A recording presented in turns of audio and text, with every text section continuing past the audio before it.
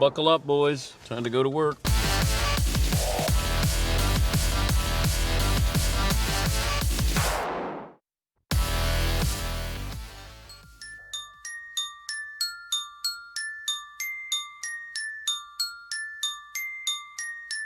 Push rewind. The Warriors don't have more talent. They just play the system. They perfected it. Wait. The Warriors don't have more talent than the Cavaliers? No. Hey, dude. The system. That thing you said. Beatles overrated. I hate to tell you, but it lives forever. Brady is not a system quarterback. Don't worry. That was 10 years ago. Won't miss a single chance. This is stupid. To repeat your stance to people who hate it. McLovin bashes the Beatles all the time. He says they're overrated. And anytime you feel ashamed, America knows I'm right here. Thank you. refrain. Damn McLovin. Putting your foot deeper inside you. Oh, have I hit a little too close to the truth for people in this room here? And please remain on camera while Darius Rucker chastises you. McLovin, if you ever say that in front of me, I swear to God, we're going. I mean, no questions asked, we're going. Broadcasting from the Mercedes Man Cave, this is Dan Patrick. It is hour one on this Wednesday, Dan and the Danettes Dan Patrick Show. Glad to have you on board. Bubba Wallace will join us in about 20 minutes from now, certainly in the headlines, and those headlines have certainly changed over the last 48 hours. Looks like we'll have baseball. Looks like it's going to start July 24th. Jeff Passan from the Mothership will join us coming up a little bit later on. Your phone calls are always welcome. Emails, tweets, all around support. Say good morning to our radio and TV partners. If you'd like to be part of the program, 877-3DP-SHOW. Our Twitter handle at DP Show. We say good morning to the audience on YouTube.com/The Dan Patrick Show and our 362 radio affiliates around the country, including the vaunted Fox Sports Radio lineup. McLovin, I have a poll question. We got a stat of the day. We got a play of the day. The FBI has completed its investigation at Talladega. NASCAR had a statement last night determining that Bubba Wallace was not the target of a hate crime. The FBI report concludes, and photographic evidence confirms that the garage door pole rope fashioned like a noose had been positioned there since as early as last fall. This was obviously well before the 43 team's arrival and garage assignment. We appreciate the FBI's quick and thorough investigation and are thankful to learn that this was not an intentional racist act against Bubba. We remain steadfast in our commitment to providing a welcoming and inclusive environment for all who love racing. NASCAR's president, Steve Phelps, had this to say about the results of the investigation. First of all, I'd like to thank the U.S. Attorney's Office and the FBI for their obviously very swift and thorough work. As their statement had said, they've concluded their investigation at Talladega Superspeedway and determined that Bubba Wallace was not the target of a hate crime. For us at NASCAR, this is the best result we could hope for. You know, this is disturbing to hear that it was thought that one of our own had committed this heinous act. It is fantastic to hear from the FBI definitively that there was not a hate crime. All right, that's the president of NASCAR. Now, there's a couple of questions that I have, and we'll talk to Bubba Wallace coming up. If I go back to Sunday and NASCAR alerts us to what happened, late Sunday night, we get the memo, we get the information, and they have found a noose in Bubba Wallace's garage. Now, that's from NASCAR. I mean, it's a declarative statement there. And my reaction was, where was it in the garage? Was it thrown in there? Was it by the car? Because I just wanted to know, did somebody walk by and throw something in there? NASCAR gave us zero details. And they're investigating. And I said, okay, security cameras. Because of COVID-19, there's less access to these garages. And you know, Dave Moody from MRN, who is known as the godfather of NASCAR, he's there. I said, help me understand what it looks like there. How would somebody have access to this? Is it an inside job there? At no point did anybody say it's actually being used as a garage door pull and that it wasn't it was there prior to NASCAR buying Talladega. And it was, months prior to that. They found this out during the investigation. So I just had questions about how long it had been there without anyone seeing it, first of all. Because let's say your team gets there at Talladega Wednesday, Tuesday, Wednesday, random assignments that you get this garage bay. How many times were you going in and out? How many times did you close and open the garage door? Nobody said anything prior to that. And then somebody saw something on Sunday. And then it was reported to Bubba Wallace's crew chief. Now all of a sudden explodes. And now all of a sudden NASCAR's got a fire to put out. These were just logical questions that I had. I don't have a desired result here.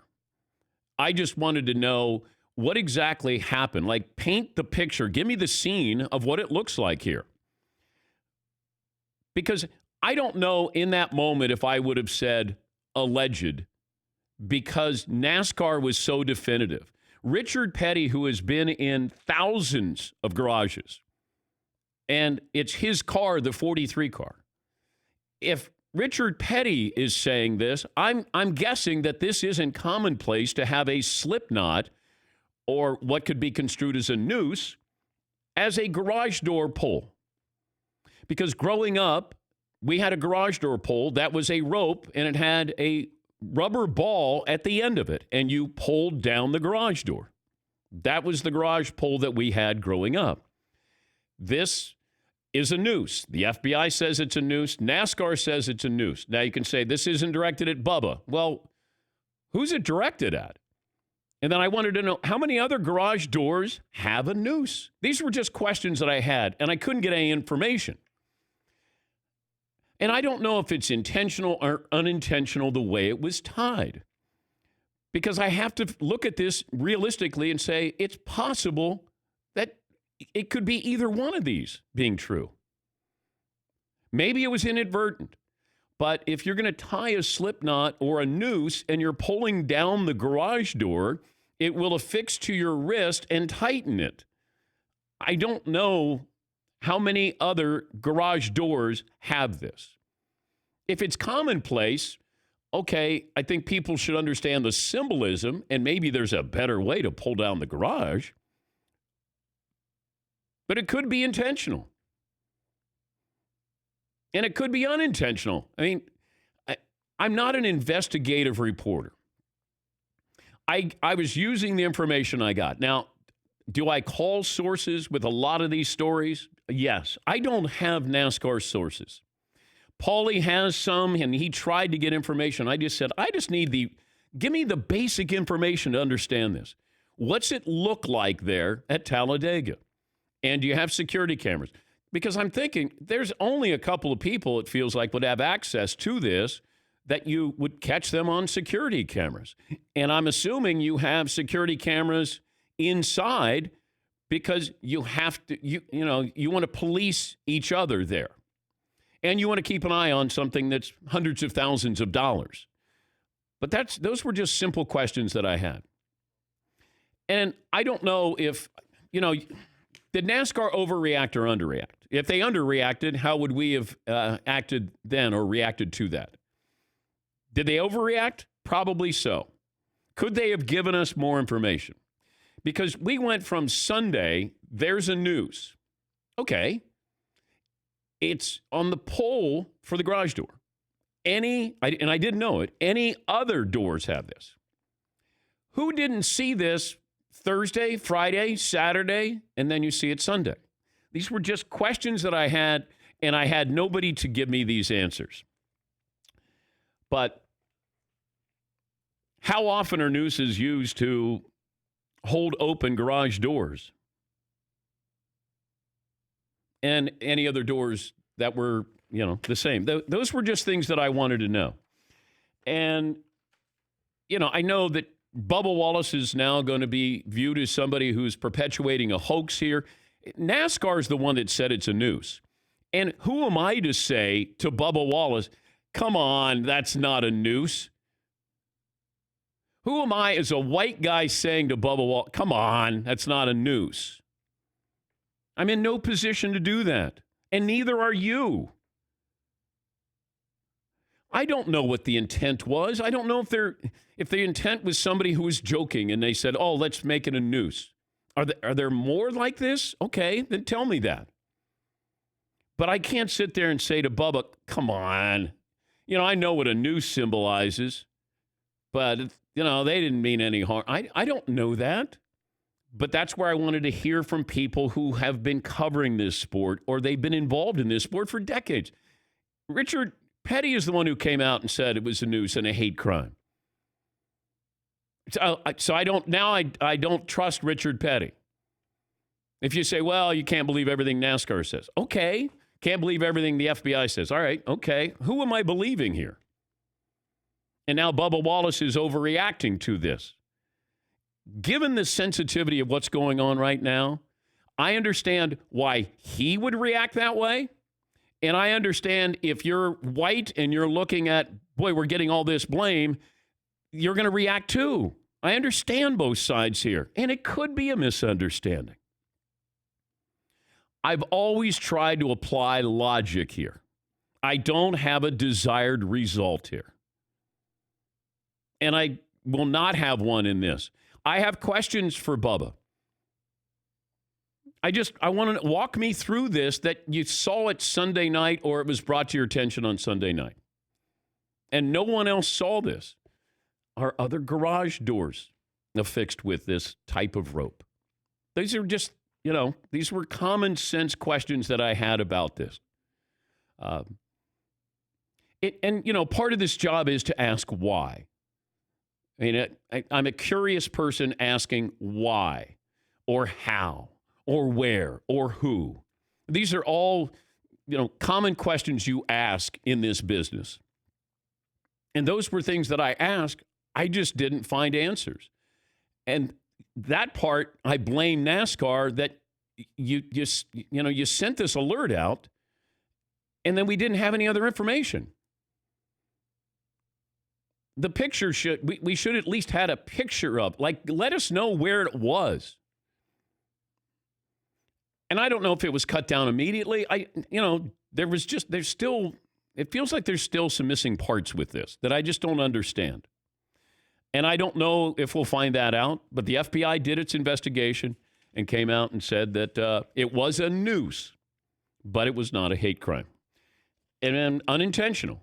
So I'll take them at their word until I find out something that might be to the contrary. But once again, I have no desired results from this. It just felt like, and I'm guilty of this, we go from A to Z. We go from 0 to 100 miles an hour with no brakes. It felt like that. But I didn't have any other information to the contrary. And when NASCAR put this out, I thought NASCAR probably did their own investigation before putting this out, or at least bringing some parties in to investigate or talk to. But I didn't get any other information. And the FBI comes in. They didn't find anything. Okay. But we'll talk to Bubba Wallace about this. Your phone calls are welcome. I want to move it forward if we can. That's always been my philosophy when we have topics like this. Like, what are we saying here? It's not, oh, yeah, typical, you overreacted, or whatever it might be. You're trying to be too woke. I've already heard everything today. And, if you're going to tweet, if you're going to be in chat row, you're going to call, just be respectful. You can have your opinion, and I give you the opportunity to have an opinion, okay? But be respectful in what we're talking about. That's all I ask. Because Marvin, who answered the phone and looks at our email, should not be subjected to things. No one should be subjected to things. You want to talk to me? That's one thing. Tyler, who is moderating chat row, just be fair, okay? If you say I overreacted, you want to put blame on me, fine. I can take that. But just be respectful. Try to be professional about this, if that makes sense to you. All right? 877-3DP-SHOW, email address, dp@danpatrick.com. We'll talk some baseball. I guess we're going to start the season July 24th, I guess. Basketball then starts a week later. This was kind of a sneaky, not a headline, but it might turn out to be. Avery Bradley is not going to play for the Lakers down in Orlando. He has 3 children, and his 6-year-old Liam has respiratory issues, and he doesn't want to be away from his kids that amount of time, and his son would have to be medically cleared to be there in Orlando in the bubble, and he doesn't want to run that risk. And Avery Bradley is a guy who gives you about 20 to 25 minutes a night. So that takes away a little bit of the depth there with the Lakers. But just saw that with Avery Bradley opting out. And you're supposed to be making that announcement today of the players who are going to be on your roster going to Orlando. McLevin, do you have a poll question today, or do you want to wait until after Bubba Wallace? We can wait, but I do want to ask your opinion and everybody else's opinion if the Lakers should sign J.R. Smith or not. It seems like Woj reported that last night. It seems like a real possibility. He hasn't played in a couple years. The gift that keeps on giving, J.R. Smith. Good stuff. He can win and he can lose it for you. This program is brought to you by Raycon. Buy Raycon.com/Patrick. You'll love these wireless earbuds. They're the way to go. Get 15% off your Raycon order. Buy Raycon.com/Patrick. We'll take a break. Bubba Wallace joins us next year on The Dan Patrick Show.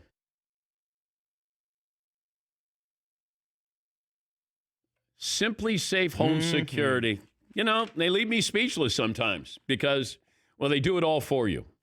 You set it up. It takes 30 minutes or less. You order it online, click of a button, open the box. Well, online with a click of a button, comes to you, open the box, and then you put the sensors in, you plug it in, your home is protected around the clock. No technician. Nobody is putting holes in the wall. Nobody's coming into your house, electricians, none of that. You don't have monthly fees. There's no contracts to sign. Simply Safe, named Best Overall Home Security of 2020 by U.S. News & World Report. Their 24/7 professional monitoring and emergency dispatch starts at 50 cents a day. They haven't raised their prices, and we've been with them, I think, a decade now. Award-winning service. Head to simplysafedan.com, get free shipping and a 60-day money-back guarantee. That's simplysafedan.com, and make sure you tell them we sent you.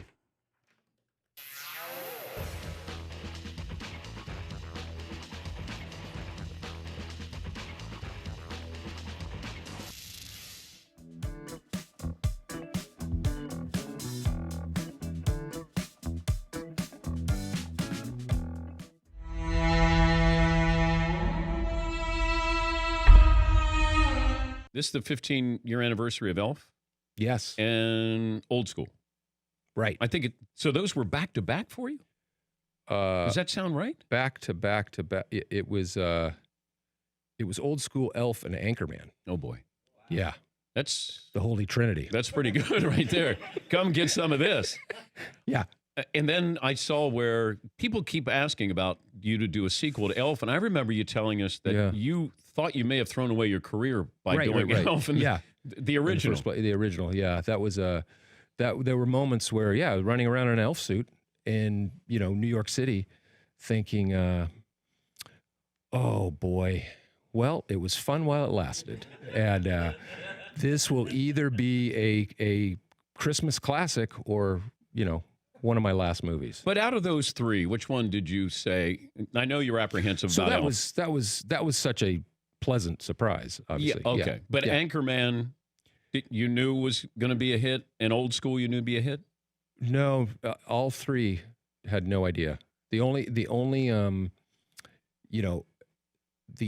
one. I mean, Old School we had a really good time filming it. It felt kind of fresh and different, but really didn't know. And Anchorman was so hard to get made. It was very tough to convince studios to make a comedy about the newsroom.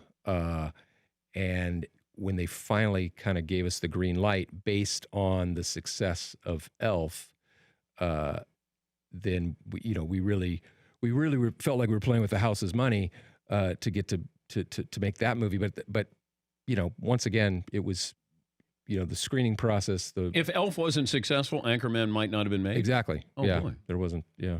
Yeah. So, DreamWorks was holding on to that script, and Old School. The success of Old School led to because I was filming Elf while Old School came out. How many takes with the beer bong scene in Old School?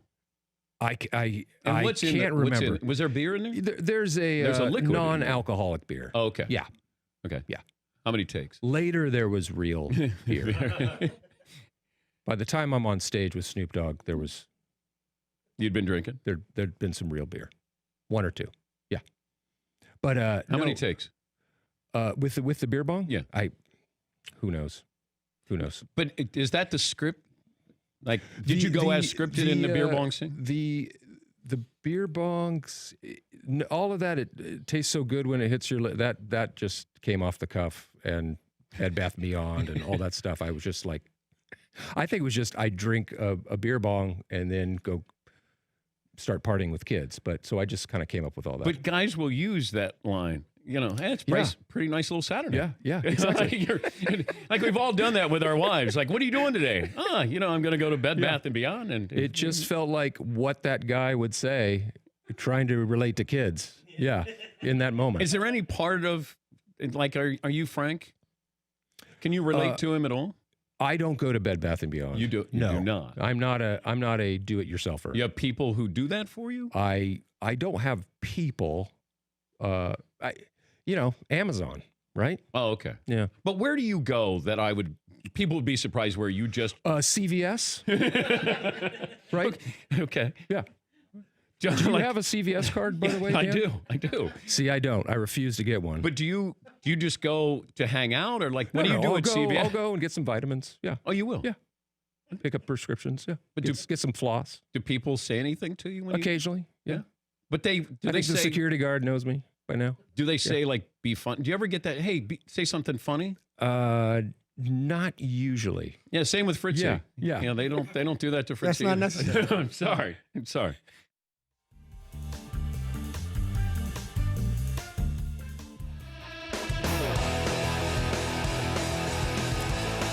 We'll get to phone calls coming up. Play of the day, stat of the day. McLovin will have a poll question. He's Bubba Wallace, driver of the number 43 Chevrolet for Richard Petty Motorsports, who joins us on the program. Bubba, thanks for joining us. We'll get to the emotion here coming up in a moment, but can you take me back to Sunday night when you first hear from Steve Phelps of NASCAR, and then take us through what happened after that? Yeah, good morning, Dan. It's good to see you. Good to talk to you. Sunday was started out very uneventful, and unfortunate that we didn't get the race in, but tides quickly shifted and changed later that evening when I got a phone call from Steve Phelps that he wanted to meet in person and talk about something on a personal matter, and I had no idea what to expect. I thought I had said something wrong in the interviews that I've done throughout the couple weeks, but that wasn't the case. That was it was a very I don't know if it was one of the hardest conversations he's ever had to have. It sure seemed like it, but coming to me and saying that there was a hate crime committed, and that they were proceeding forward with the investigation, and the next thing you know, they said they were going to do everything in their power to find the guy and kick him out of the sport. And, that next morning, I got a call from NASCAR security saying that the FBI was now involved, that it had went up all the way up to DC. And, for me, I was obviously getting a lot of outreach after the statements were released, and a lot of positive support. So for me on Monday morning was just simply trying to clear my head and somehow stay away from the madness. Let me stay on Sunday night, though, Bubba. So you get the phone call from the president, Steve Phelps. Did he tell you what he found? Yeah, he said, I want to meet you in person. So he walked over to my motorhome. He was a couple motorhomes away. And yes, he said that they had found a noose in my garage. And that my crew member had actually had found it and reported it to them, and they took it into their hands to proceed on with the next steps. But did you understand? So you were told it was a hate crime and it was a noose. Mm-hmm. Did you know if it was attached to anything or if it was on the floor. Did he describe anything about it? Nope. He said that there was just a noose found in my garage. So later on that night, I had called a crew member who was African American on my team just to check in on him, and he actually ended up being the one that found it. And he played it off very well. Him and my crew chief played it off very well, rightfully so, to keep it away from me and not let it affect me. Although I had already found out, and so they were trying to protect me. And I asked them, I said, have we checked the other garages? This isn't something that can, that was done in a matter of seconds. And both of them said in their hearts, they believe it was done overnight. And this isn't something that can be done in minutes. This took time. I don't even know how to tie a noose, but it was in fact a noose as a garage pool. What I didn't understand I had a lot of questions in the moment, Bubba, yeah. But I don't work in NASCAR. So I was trying to understand the proximity of everybody's cars, if the COVID-19, the number of people have had access to this, other garage door pulls. Mm-hmm. Are there any other ones that are like this, a slip knot that it constitutes a noose there? And I didn't know this. Yeah. No, I'm with you. I had actually talked to my crew member last night again, and he was kind of outraged at how things were, I guess, concluded. And he says 100% if he had seen it again, he would do it all over again and not hold back. And he says in our section of garages, there was about 10 stalls. He said before he even said anything to our crew chief to report it, he walked up and down the garages to see if this was the same thing. And he said that every other garage pool had no knot, just a single piece of rope, no knots involved. And the picture I got from what they had eventually cut down and turned it into the FBI, Dan, was simply, in fact, a noose. It was knotted, tied up just like a noose. Now the FBI backed that up 100%. The conversations I had with them. And I told them, I questioned my crew chief and my crew member to make sure we were not jumping the gun. And they said, absolutely, they did the right thing. And if you've seen the pictures, you would back them up 100%. But it was a noose, but not a functioning noose. Could it have been unintentional? Well, I mean, they found evidence that it was there from 2019, and we just so happened to have that stall for this year's race. So unintentional, sure. Was it an attack on me? No, I don't believe so. But, with everything going on in the world today, you can't just blow that under the rug and act like nothing happened. How many times had you been in the garage that week? Because I'm guessing that you're opening the garage door, your team is, and closing it. Not you in particular, but nobody. I haven't. Yeah. Nobody noticed it. No, I haven't been in the garage since we've been back racing. I have specific team orders to stay in my motorhome, just to stay away from COVID-19 and a chance to be there around it.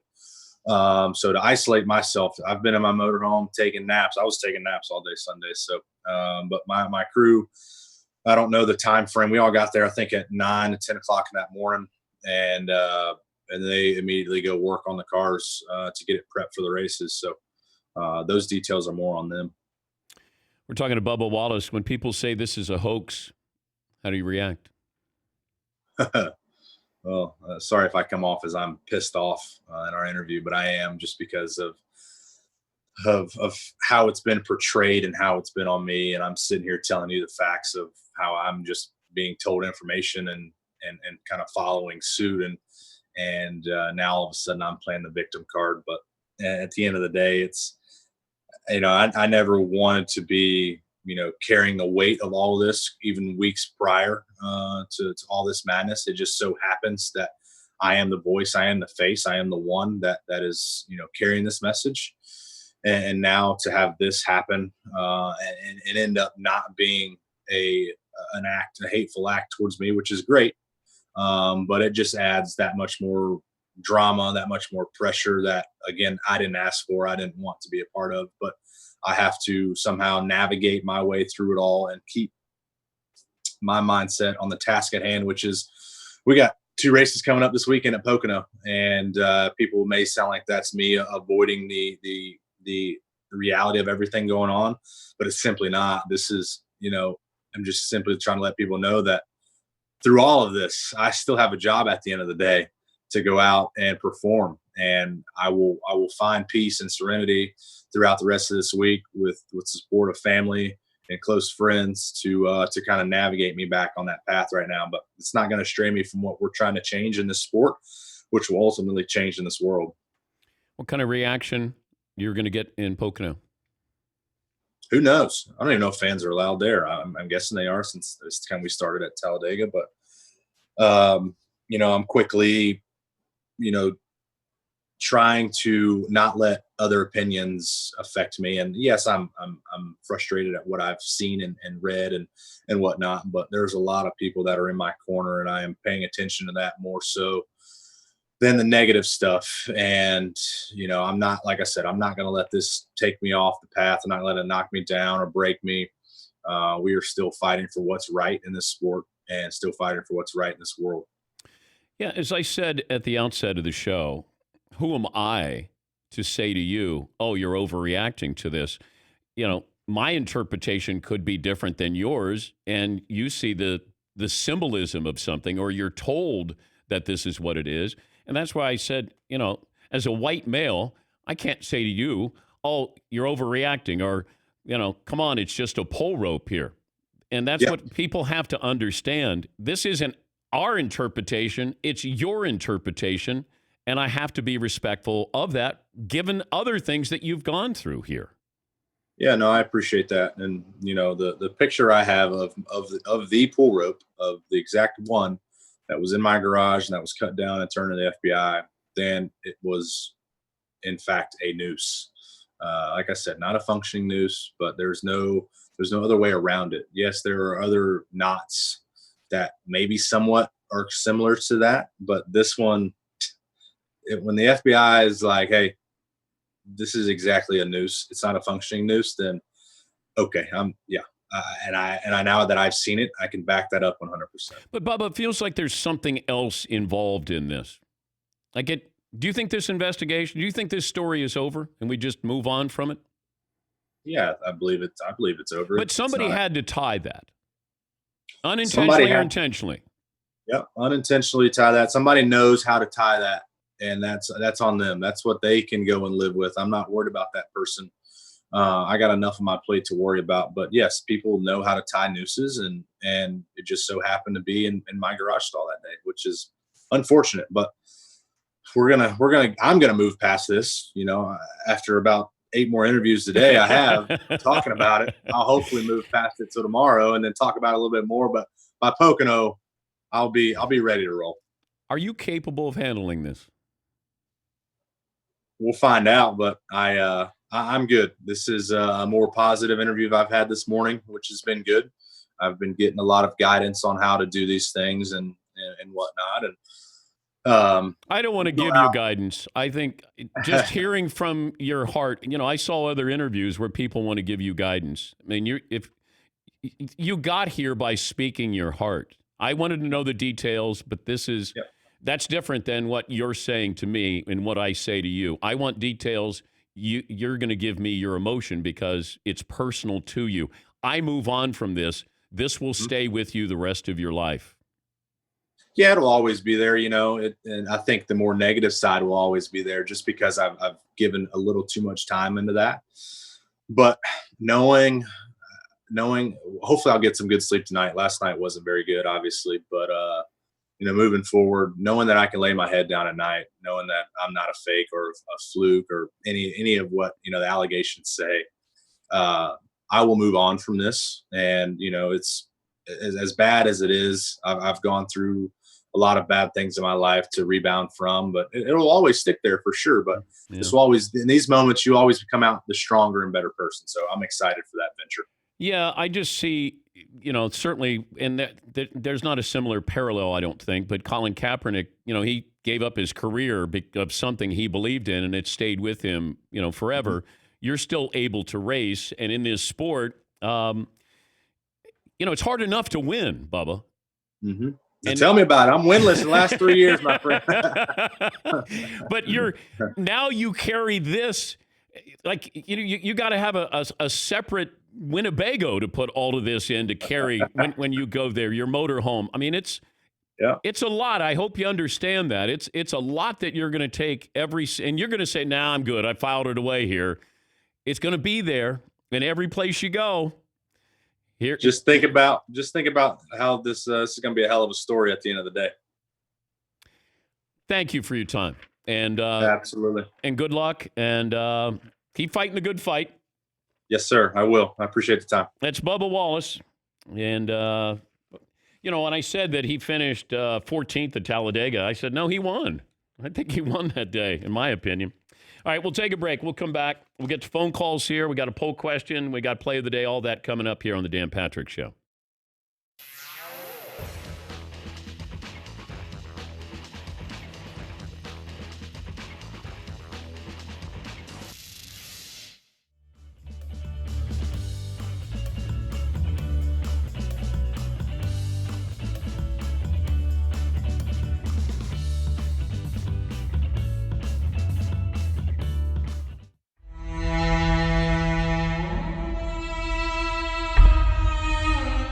Paulie said, how about, this is a poll question, whose career would you want, Roger Staubach's or Terry Bradshaw? Yeah, Paulie. 4 Super Bowl rings, Bradshaw. Yeah. College career good, but not anything special as far as notoriety. And Staubach has 2 Super Bowl rings, Super Bowl MVP, and he has a Heisman Trophy at Navy. I'd rather be Roger Staubach. Yeah. I'm with you. Because Terry doesn't get credit for the 4 Super Bowls. Chuck Noll does. The defense does. Lynn Swann does. It feels like Bradshaw, you go, oh, yeah. And he was the quarterback for those 4 Super Bowls. Yeah, Seton. But there's a lot of fun in winning. And so you might not necessarily get the credit that you think you deserve or that you may get a little overshadowed. But it's a good time when you win a bunch. Yes, McLovin. I mean, I can't go head-to-head. Terry, beat him. Didn't he? At least...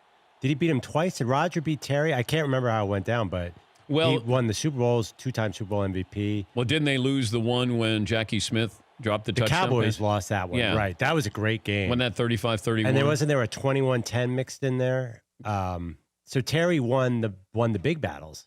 Yeah, but we're talking about whose career would you want? Right. So I think, but even winning those head-to-head, I think would be a compelling argument for Bradshaw.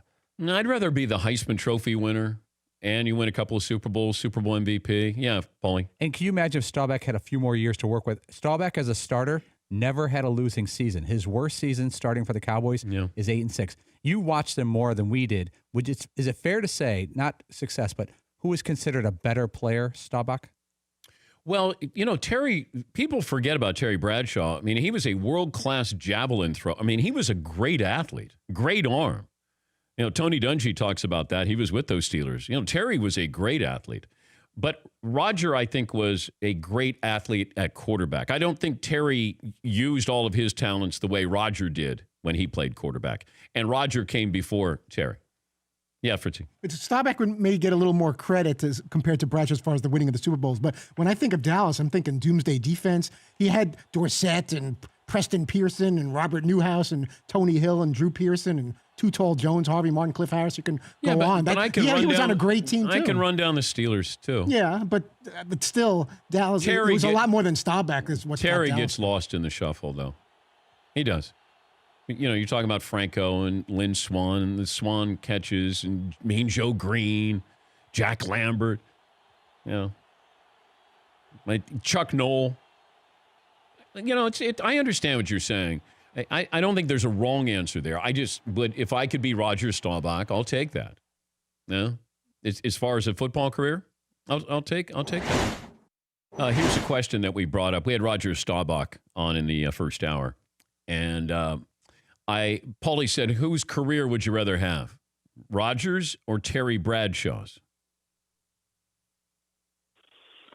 I think I'd rather have Terry Bradshaw's. I mean, Roger was outstanding for a long time. Now you get college too. You get the Heisman Trophy too. I I'm still taking the 4 Super Bowl wins. Okay. All right. Okay. 4 and 6 years, all of it. Terry had the ups and downs and getting benched. Roger had some of that too, alternating with Craig Morton and who's the quarterback and some of the injuries and things. And he was tremendous. But I think that Terry Bradshaw going from 70 to 79 and that 10-year stretch winning 4 Super Bowls and playing with all those great players, I think I'd take that one. And I was trying to explain this, that if you saw Roger when he played, he came in at age 27, but his style of play, could you imagine him in today where you have the RPOs here? I don't. He'd be unbelievable. Because I don't remember a quarterback, Fran Tarkington scrambled, but Roger beat you with his legs. Like, he would make you pay when he scrambled. He'd run for a first down where Fran just was keeping a play alive.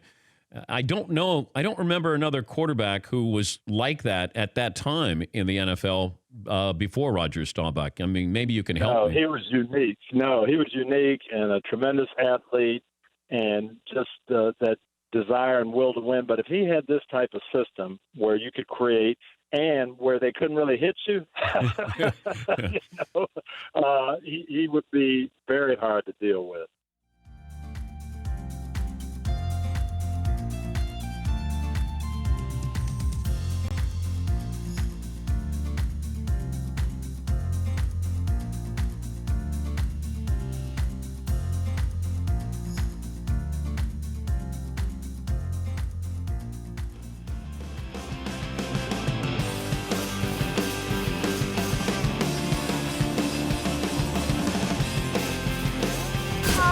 God. The play of the day. Runner left side, got it! Ready to play it and play it. This is the play of the day. Check this out. And Spurs looking to move on here, and Kane is onside. The flag has stayed down for Harry Kane to make it 2-0.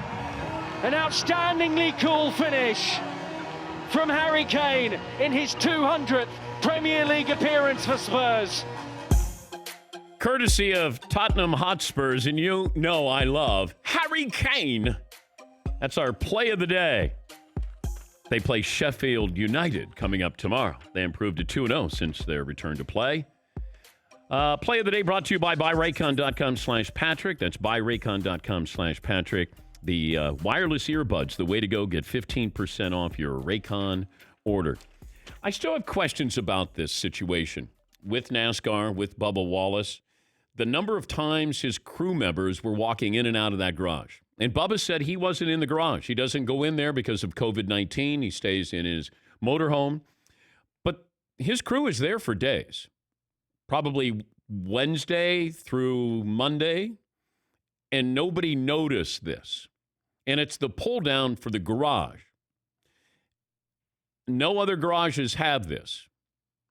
I don't know what Steve Phelps, the president of NASCAR, was told when he talked to Bubba, but according to Bubba, the president of NASCAR, who would be their commissioner, was very emotional. And he may have been told a noose was found in Bubba's garage. I don't know if it was an overreaction to an odd knot, a slip knot. I don't know that. All I know is NASCAR said it's a noose, and they were investigating a hate crime. Richard Petty, who owns the car, talked about it being a hate crime, and it's a noose. The FBI said it was a noose. And they didn't say alleged noose, possibly a noose. They said it's a noose. Okay. Just feels like there's... Who had that garage prior to Bubba Wallace? Like last year. I'd just be curious about those things. And I know that Bubba is being accused of, staging a hoax or perpetuating a hoax, an opportunist. Hey, you're going to get all these sponsors now. He was already pretty popular because of Black Lives Matter. I don't know what the reaction is going to be at Pocono. You don't have fans there. The reaction I've seen on social media is not kind. All this goodwill that he built up, it's not... He's getting blamed. I get the feeling NASCAR overreacted. But maybe they were overreacting because of the sensitivity of what is going on, not only in their sport, but in the world. And a hate crime, a noose, it's Bubba Wallace. We got to act. And then subsequently, we got that information and we're like, okay, I didn't know that NASCAR maybe didn't do as thorough of an investigation as they probably should have. I wanted to know where it was. And you might say, well, if you've seen one noose, you've seen them all. I wanted to know where it was in the garage. I just asked for context. I wanted the facts. That's all. We get emotion. There's emotion attached to a lot of this. Every single day, there's emotion attached to a lot of things we talk about. Nothing quite like this, but NASCAR it wasn't facts. It was emotion as well. And it felt like it was more emotion than facts. And that's all I wanted to know. Any other garages had this. Nobody else saw this in the previous days. Those are just things I'm curious about. Who had that garage before Bubba had it? Was it unintentional? But it still goes back to what I said to Bubba. Who am I, a middle-aged white guy, to say to Bubba Wallace, hey, come on, you're overreacting to this? Or question his interpretation. I don't know the miles he's walked in those shoes, driven in that car. I don't know that.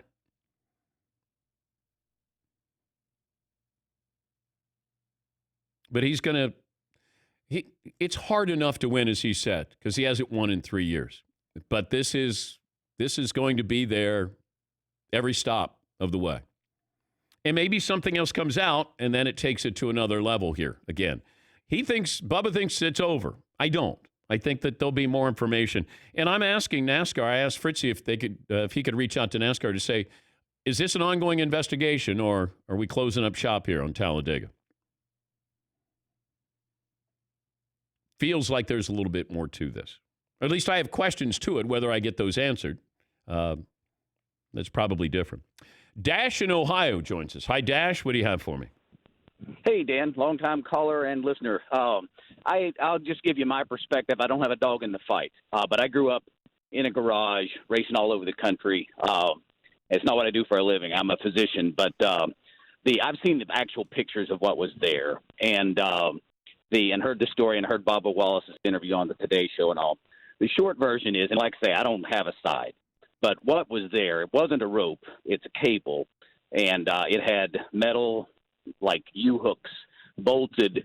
So it's a cable coming down, it goes back up, it's bolted in place. It's not a slip knot, it's not even a knot. Mm-hmm. It's attached to the garage door.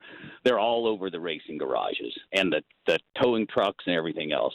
It was in garage number 4, and that's not his garage. It's the one he was assigned to for that race. Last year in October, they have footage of the exact same garage, same pull holder, different driver in that garage. So I don't know how it became what it is, but the actual pull, the cable pull, isn't a noose, isn't a slip knot, isn't something that was put there. It's been there for a long, long time. But Dash, why did the FBI and NASCAR call it a noose? Well, if you watch the Today Show interview of Bubba Wallace, he dances all around that.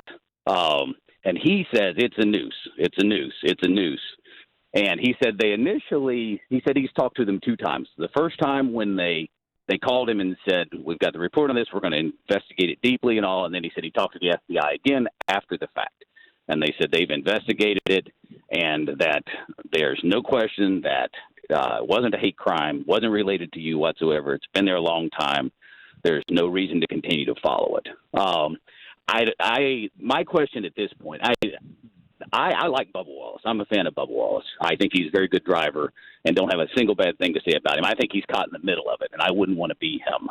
I think now I think he was trying to measure his words and defend himself because he's getting so much hate. Yeah. Even in the Today Show interview, and I understand that. But what he said wasn't good. He should have he knows what that is. He knows it wasn't directed at him. Well, no, and that's not his fault. No, it wasn't intended for him. Thank you, Dash. But it doesn't mean he doesn't see something that we don't see or feel something. And he's probably hypersensitive given what's happened here. Yes, Eden. What that person is saying, though, is that not only does Bubba Wallace know what that is, his crew knows what that is, and then even the people from NASCAR who looked at it, they also know what it is and still chose to run with this story knowing that it's fake. And then somehow got the FBI to also call it a noose when everybody knows that it's not. I don't see how that's plausible. I want to see it. That's all I asked from the beginning. Where was it? What's it look like? How was it used? Did somebody throw it in there? Are there cameras? Like that's all I asked from the beginning. I think NASCAR overreacted, but they overreacted because they probably thought that they needed to. And when the president of NASCAR, Steve Phelps, called Bubba said that he was emotional. He had a hard time saying what exactly had happened there. I don't know if the president saw the news. I don't know if he went to the garage. Those are just questions that I have. And I we want to have Steve Phelps on. I'm just curious, when you saw it, where is that now? Yeah, Paul. I think on the other side, a lot of the NASCAR fans and sports fans are upset with the generalization of the NASCAR fan by the media on Monday and Tuesday without giving a little bit of wiggle room that it could be a mistake. It could be a misunderstanding that was never ever brought into the conversation, because it's very dangerous to poo-poo anything when you're just trying to be objective. And I think a lot of NASCAR fans feel that, because specific media people said, I'm not surprised that this happened in NASCAR. And I'm guessing there's a lot of NASCAR fans, I'm a NASCAR fan, and that aren't going this direction with how things they believe. And I think they think they weren't giving a fair shake to let the investigation play out before a declaration. No, that's NASCAR who said it was a noose in the FBI. Right. And we reacted by what NASCAR and the FBI said. I'm not talking about we in this room. I'm talking about a lot of media people that didn't give even one bit of wiggle room that we got to see how this plays out. Let's see what the investigation has. I know it's easy to, after the fact, to say this, but allegedly, if NASCAR said it's allegedly a noose, or might be they were definitive, they were declarative, and then the FBI said it. So that's why the media ran with it. Now, if the media wants to run with it and feel like that's symbolic of every NASCAR fan, which is unfair, and I understand the anger that NASCAR fans have today, and I would be too, because of how the media, members of the media, portrayed you on Sunday, Monday, and Tuesday. Absolutely. I understand it completely. Yeah, see. And I think NASCAR fans have every right to be upset about the way they're being portrayed. But their focus is at the wrong person. You know, when this noose was found in his garage, there was a plane flying above the stadium, the racetrack that day, carrying a Confederate flag because people were upset they're not allowed to show it at races anymore. That's the person you need to be looking at for, hey, it's not fair that we're being portrayed as racist. Call that guy with the plane, or whoever took the extraordinary step to rent a plane to do that. That's the person who's giving you a bad name. It's not Bubba Wallace, and it's certainly not NASCAR themselves. There's going to be questions, and I don't know if I'll ever get answers. But now we'll continue to pursue just to find out how this happened. Because it went from 0 to 60 very quickly. Andy in Chicago. Hi, Andy. Hey, Dan. Thanks for taking my call. Sure. The one point that I just wanted to make is watching that interview with Bubba, and I think you did a great job interviewing him. The guy just seems exhausted.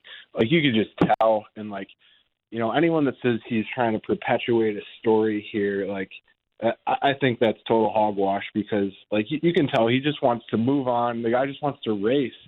And, you know, he just looked exhausted and just wants to move forward and wants this all to be over with. So I give him a lot of credit. And, you know, it's not like he was, you know, making up the story or anything. It's like, you know, his crew member came to him with the story, like, how do you expect him to react?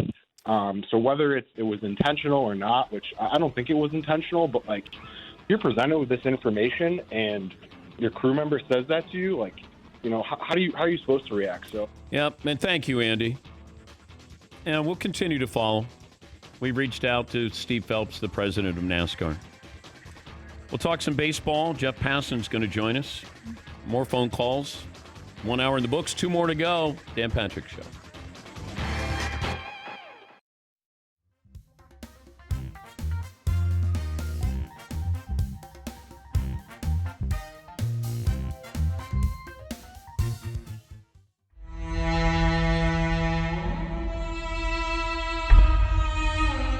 Okay, when you're walking the streets of New York, what do you get?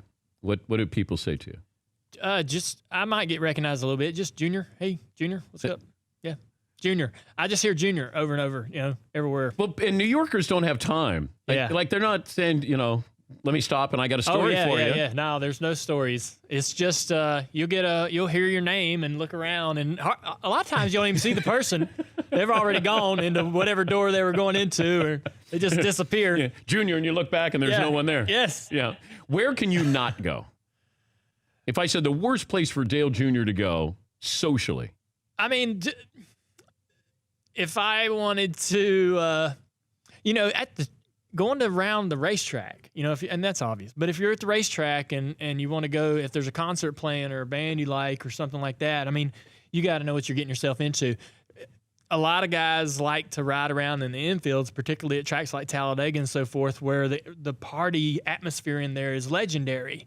And, you just got to know what you're putting yourself into there and be ready for that mentally. But I don't really get bothered that much by people saying, "Hey, man, good job," or I always liked that interaction, especially when I raced, because it made me feel like what I was doing was valuable. Being a race car driver and doing well on the track, and when people would say, "Hey, man, good job," or "Did you ever have a bad experience with a fan?" Oh yeah, I mean, there's fans that don't like you, and especially, it's on social media. It happens all the time. If you want to go looking for it, you know where you can find it. But a lot of times at the racetrack when we're riding around during driver's intros, so we get introduced on this stage, we walk across the stage when they throw us in the back of these trucks and they parade us around the whole racetrack to wave at everybody. There's fans that are not waving. They're doing other things. Are you getting flipped off? Yeah, lots of birds. And I just laugh. You just laugh because of the passion. That guy's like, you know what? When he comes by, he's getting the bird.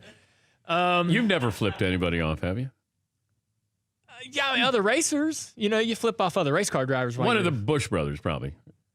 Pretty much a lot of people, but it's sort of flipping off another driver on the racetrack is kind of a bad deal. I don't know why, but the bird really upsets race car drivers. You can do all kinds of other things, but don't flip somebody off. Don't flip them off. They come see.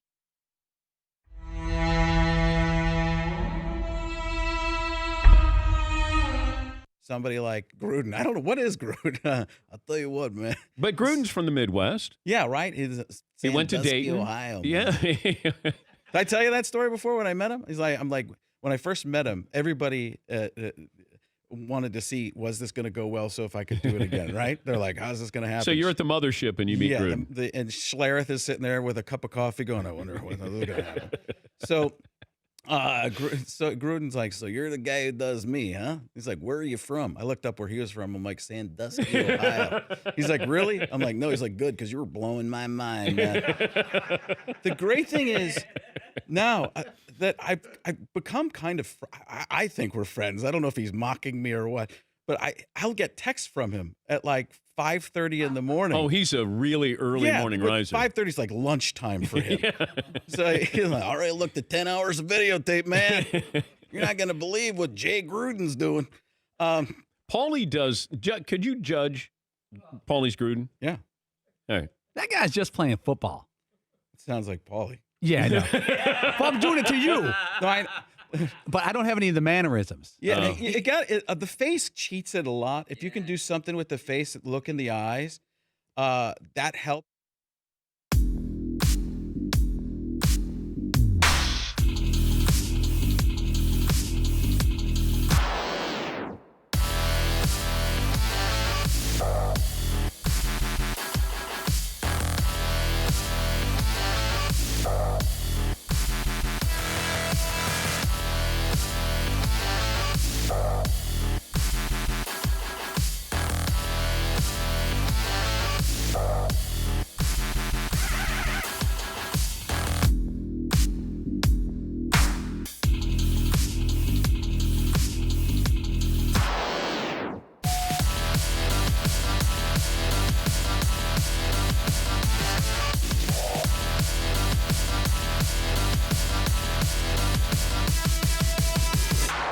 Buckle up, boys. Time to go to work.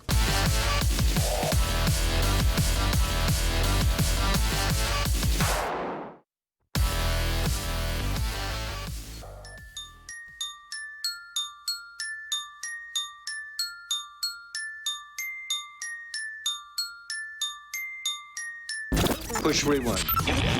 The Warriors don't have more talent. They just play the system. They've perfected it. Wait. The Warriors don't have more talent than the Cavaliers? No. Hey, dude. The system.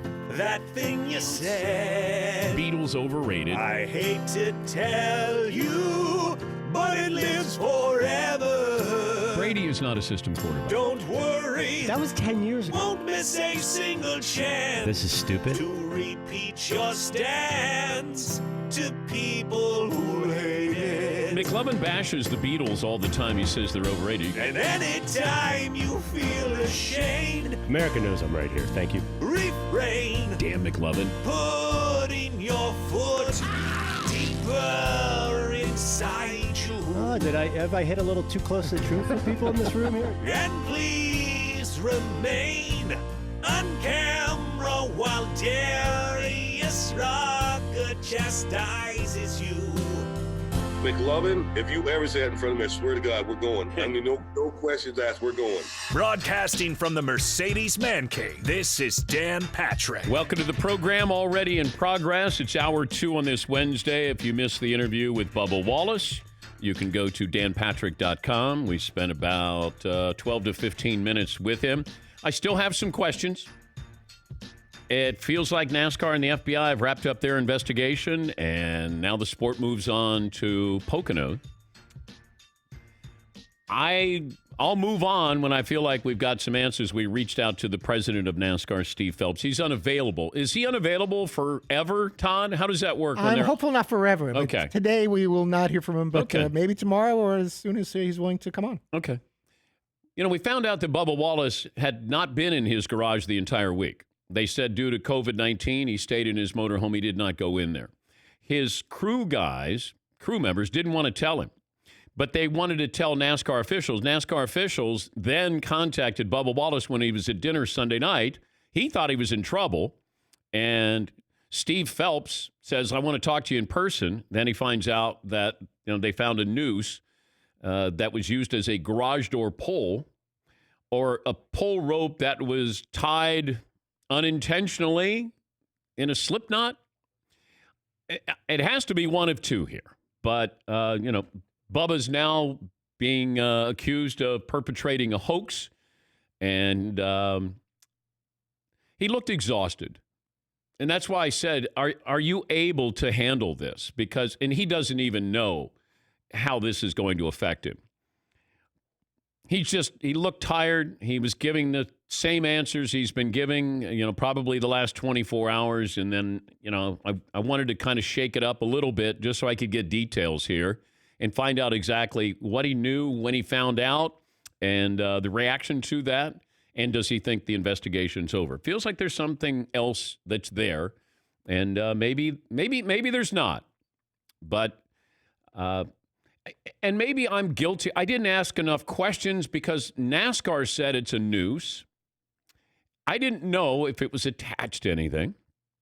I don't know how your team goes in and out and nobody notices it, and then somebody notices it on Sunday. I'm curious about that. Other garage doors have this? I was told, yeah, there are a few. And then Bubba said, no, we looked and there aren't other doors that have this kind of rope, this noose slip knot attached to it. So just asking questions, trying to apply some logic here and get some facts. But Bubba Wallace, he didn't bring this up. NASCAR brought it up and then mentioned it to him what had happened. And I think it's unfair to say that he is perpetrating a hoax.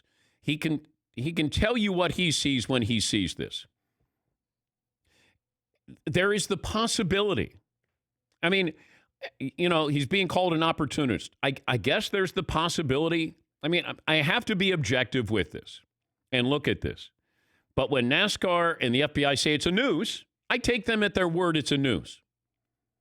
And that's all that I brought up. I had questions.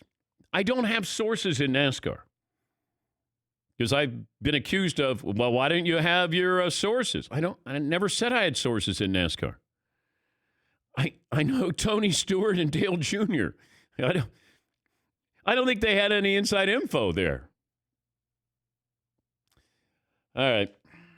877-3DP show, email address dp@danpatrick.com. We'll talk some baseball coming up.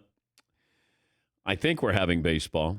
You know, you had this time frame where you probably thought, gosh, baseball is going to take advantage of this and get a 3-week head start on the NBA. Right now, they're going to get about a 4 or 5 day head start on the NBA. Speaking of the NBA, Avery Bradley is not going to report to the bubble. He has a young child, who I believe is 6, who has respiratory issues, and he's a good role player for the Lakers. I don't think that they run the risk of, they're up 5 games on the Clippers. Now, you don't have home court advantage, but, you know, you're just looking at the seeding here. So you have no home court advantage and you've lost Avery Bradley. And you start to look at the matchups here. So let's say the Lakers would play Memphis. You got a lot of these teams that are kind of bunched up in there with the Jazz, although the Jazz are undermanned. Oklahoma City is going to be dangerous. The Rockets dangerous. Dallas is dangerous. They all have 40 wins. So it's not the first round matchup maybe as much as that second round matchup when you're not going to have Avery Bradley, who, you know, he's going to give you 25 minutes a night. And a lot of this is going to be about depth. Guys getting in shape. How in shape are they? You know, maybe the team that's in the best shape is going to be, you know, the team to keep an eye on. You know, who's been working out? The Lakers have been working out privately, but, you know, are the Blazers going to sneak in there? You know, the Pelicans going to get in there? You know, then you might have an interesting first-round matchup for the Lakers. But the second-round matchup would probably be where it really gets interesting. Yes, McLovin. Feels like there's a lot of luck, like who's going to have coronavirus, who's you mentioned the injuries. That's going to be a big thing, too. So some teams are going to get super easy draws by accident, and some will get harder ones.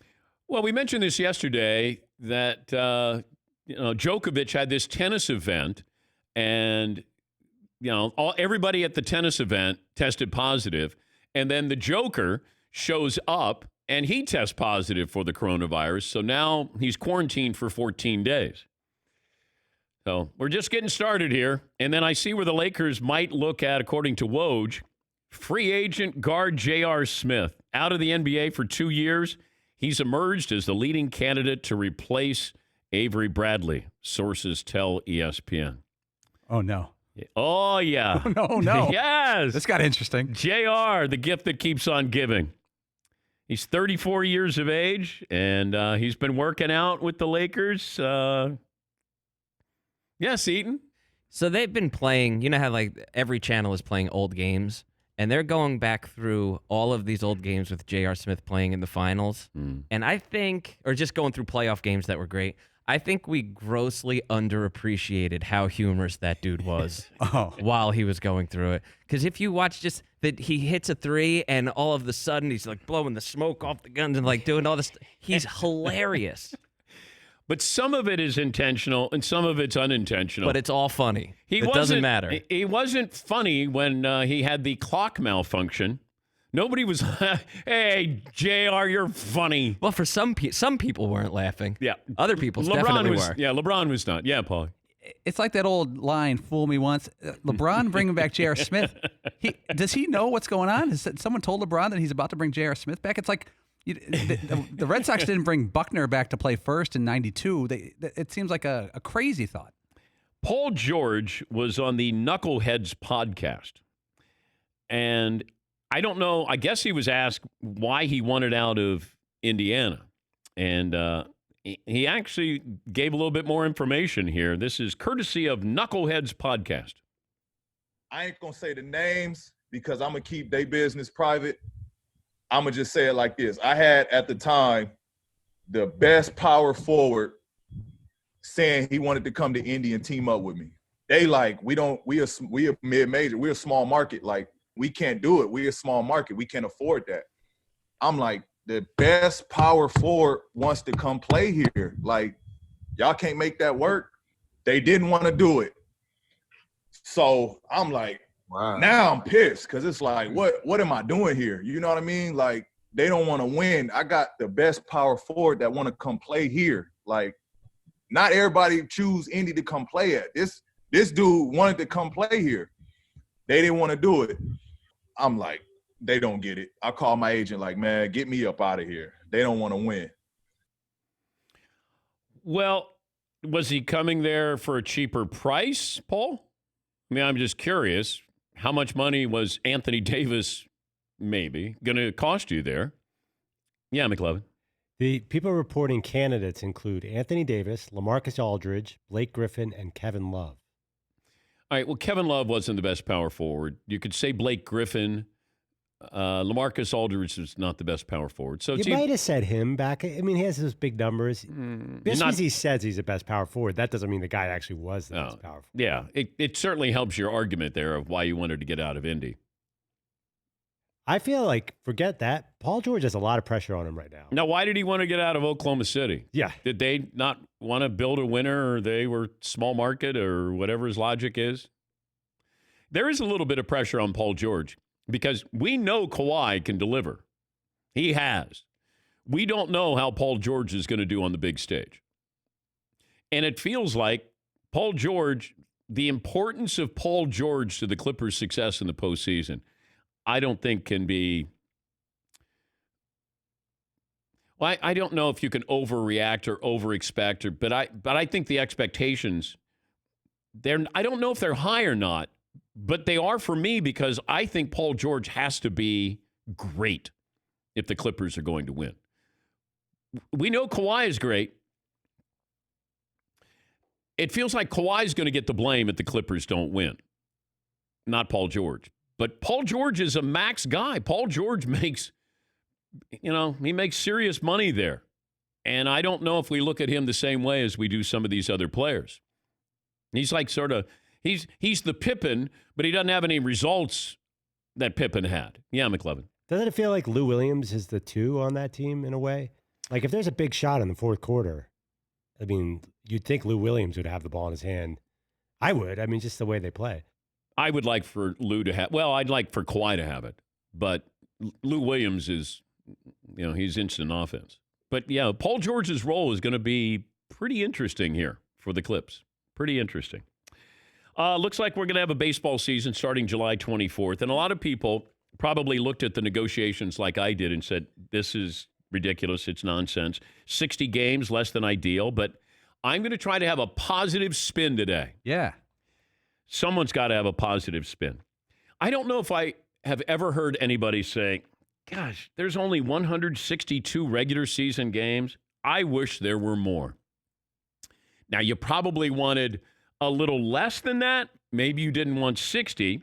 But here we are with a regular season that will have as much excitement and strategy as we have seen in recent memory. So you got managers who are going to have strategy challenges. You're going to probably have closers who are starting games like Tampa has used. How deep is your rotation? Now, I know the World Series champ will have an asterisk. We can all agree on that. But if health conditions allow it and there is a season, this is going to be a wild regular season and postseason. And just being able to assemble your staff, health concerns with all of this, the fact that, it's American League, National League teams facing one another, it's more about region, the DH in both leagues. So I'm being optimistic about Major League Baseball just today, just for this hour.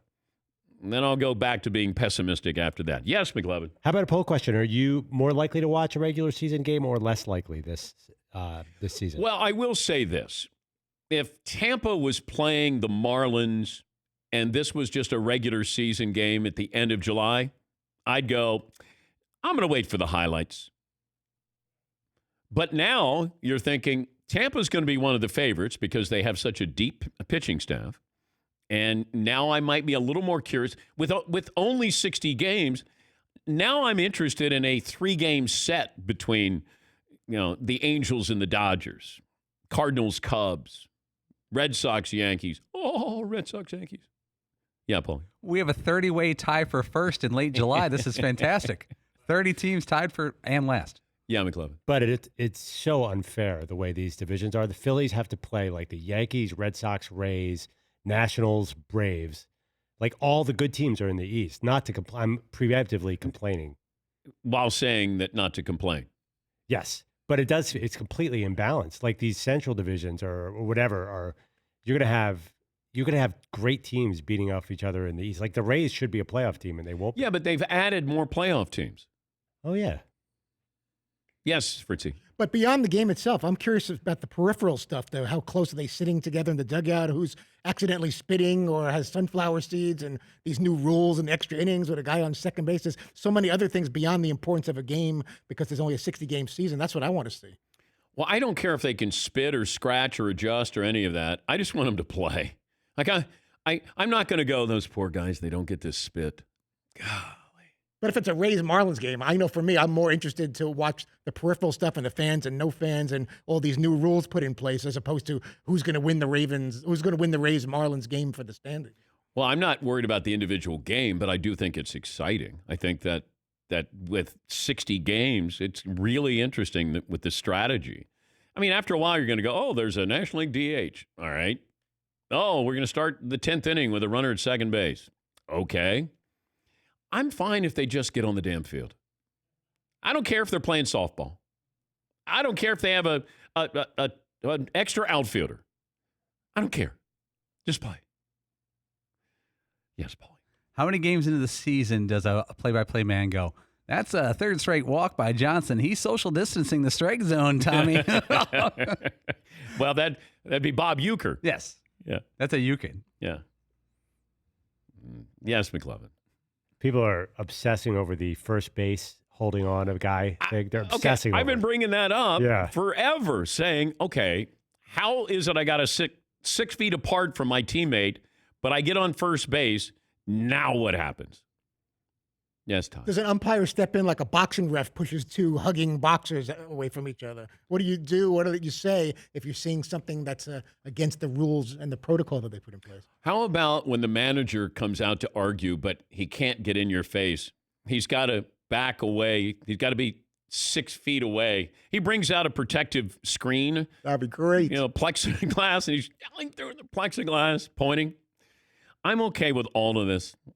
Just get him on the field. Just play. That's it. You know, no home court advantage for the Bucks and the Lakers. All right, there's no home court advantage. There's nothing we can do about it. Let's just play.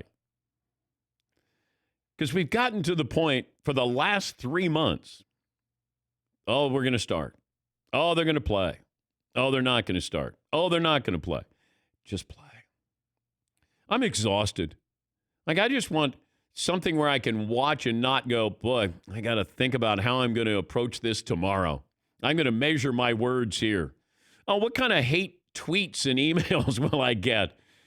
Let's go back to normal here for a little bit. That would be nice. Not that these aren't interesting times, but emotions run high, and sports is about emotion. But I'd love to have the passion of just watching a team play. Yes, McLovin? I say you might not want to open up the internet and all the stories about whether the teams are actually going to play. Oh, I know. I'm trying to be positive. Yeah. I'm trying because I've been accused of being Danny Downer here. What's poll question we went with? I actually put up, are you going to be more excited to watch a regular season game because of the short schedule? Okay. I am. I could also put up, are you okay with the new rules, starting a guy on second base? Because we all disagree on that one on this side of the glass. Well, I don't like it. But then if this was the regular season with 162 games, I'd be like, why are we doing this? It's gimmicky. They want the games to end sooner. If it goes into extra innings, they just don't want an 18-inning marathon. Then you have to turn around. Because what are they going to do? Is it 60 games in 70 days, McLovin? Yeah. I mean, it's really compact. And they just don't want to have these longer games, the extra innings. Yeah, Paul. How about the games that end at 10 p.m.? No matter what happens at 10 p.m. when the clock strikes 10, that's the score. So, the team's got, up to bat. They're down 2. They're trying to keep it moving. The pitcher's stalling. The game ends at 10. But we have 1 out, bases loaded. What do you mean? The game's over. Sorry, that's it. 10 o'clock. Dan Patrick's got to go to bed. Drive home carefully. Do we ever complain about the length of like the last time you ever complained about the length of a football game? College or pro? Because college, either one. Yes, college. Everybody complains every weekend. They go 9 hours. They're insane. Maybe I don't read the comments, but it doesn't feel. No one's ever complained about an NFL game being too long. Nobody can complain about baseball taking forever with the 60-game schedule. You can't do that this year. No, you can't, McLovin. Everybody, no. Baseball exists so we can complain about it. That's what its function is. Yes, but then it'd be more popular because we have so many people who want to criticize it. Yes, Paul. College football games are quite a bit longer than NFL because their half times are longer. The clock runs in more situations, but because of that, you have a lot more great comebacks in college football because they don't try to get the game over with. They actually have a chance for a fourth quarter comeback. All right, phone calls are welcome, 877-3DP-SHOW. Email address, dp@danpatrick.com. Twitter handle at DP-SHOW. If you missed the Bubba Wallace interview from an hour ago, you can go to danpatrick.com and listen to it. And unless I have new information, unless I get some other principals, including the president of NASCAR on, I don't know how we advance it. We discussed it. I have questions. I had questions for Bubba. We got some details from him on this. I don't think this investigation is over. I mean, I would be surprised if it's over. Just feels like there's a little bit more attached to this somewhere, somehow, and those details will eventually come out. At least I think there will be more details that come out. 21 after the hour, Jeff Passan from the Mothership will join us. We'll get his thoughts on this upcoming baseball season and some of the favorites because of the scheduling and pitching staffs. Who's going to be ready to go? Is anybody going to opt out of this? Boy, but I can't imagine what it's going to be like. So for 18 months, these two sides hate each other, are going to have to try to play nice. I don't know how they're going to do it. We'll take a break here. Back after this in the Dan Patrick Show. You check things all the time, like your email, your Instagram, but what about checking something as important as your credit? Discover makes it quick and easy. Best of all, it's free. Free. Discover is now offering FICO credit scores, Todd. That score is used by 90% of top lenders. I just want to confirm free is what we're talking about. Even if you're not a customer. Not even a penny. We're like Abbott and Costello. It's working out, I think. Are you getting sick of me? Because I like when we do the banter. Maybe Abbott and Abbott. The Discover Credit Scorecard. Free for everyone. Discover.com/credit scorecard. Limitations apply.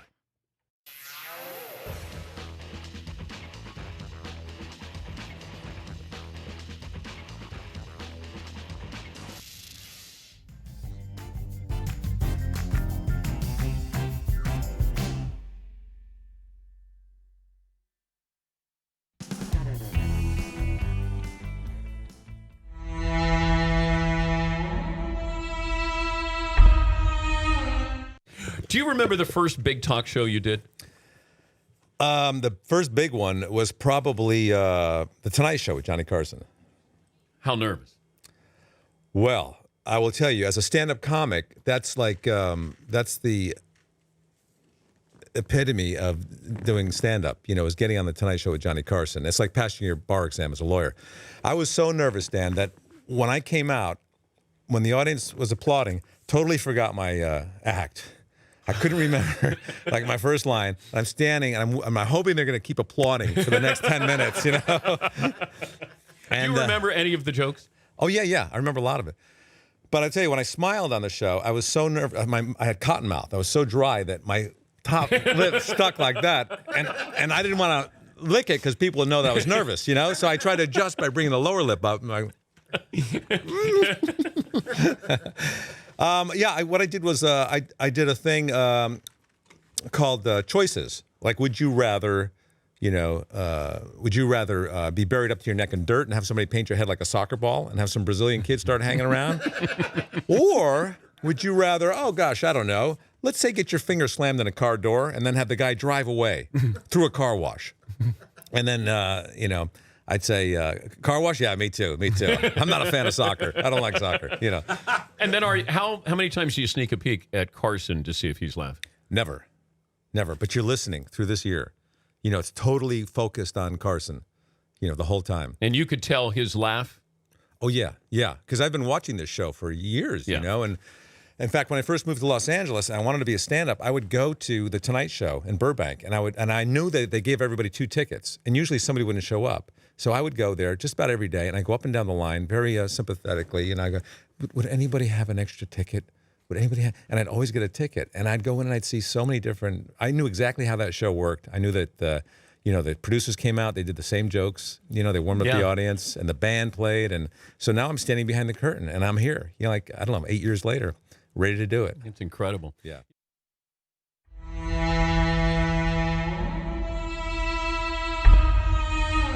The busiest you ever got in a game? The busiest? Yeah. How many points do you, like, throughout your life? Most points you scored in a game? When I was little, I scored like 55 points. When I was in middle school. Okay, did you score 55 on Adam Levine? Yeah.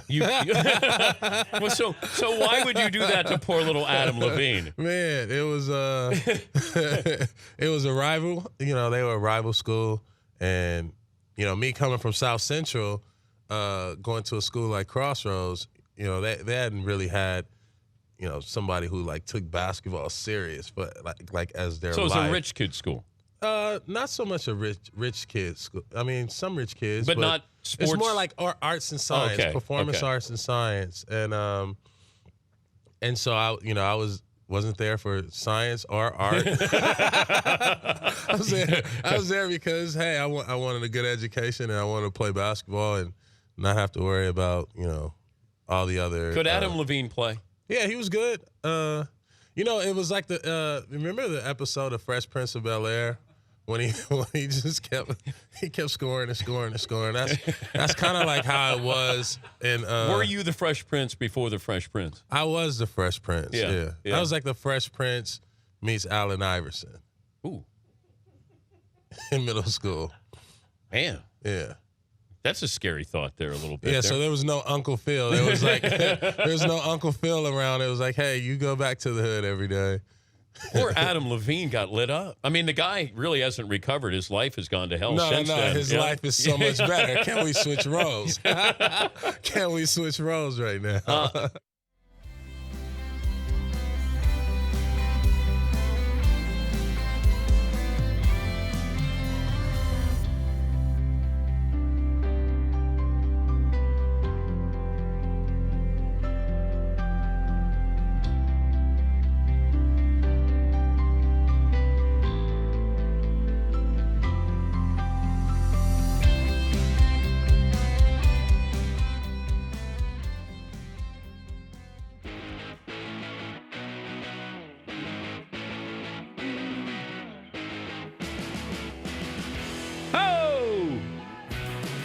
This program brought to you by Mercedes-AMG. Be prepared for whatever comes your way. It's the all-new GT 4-door coupe. Life's a race. Visit your local dealership for a test drive today.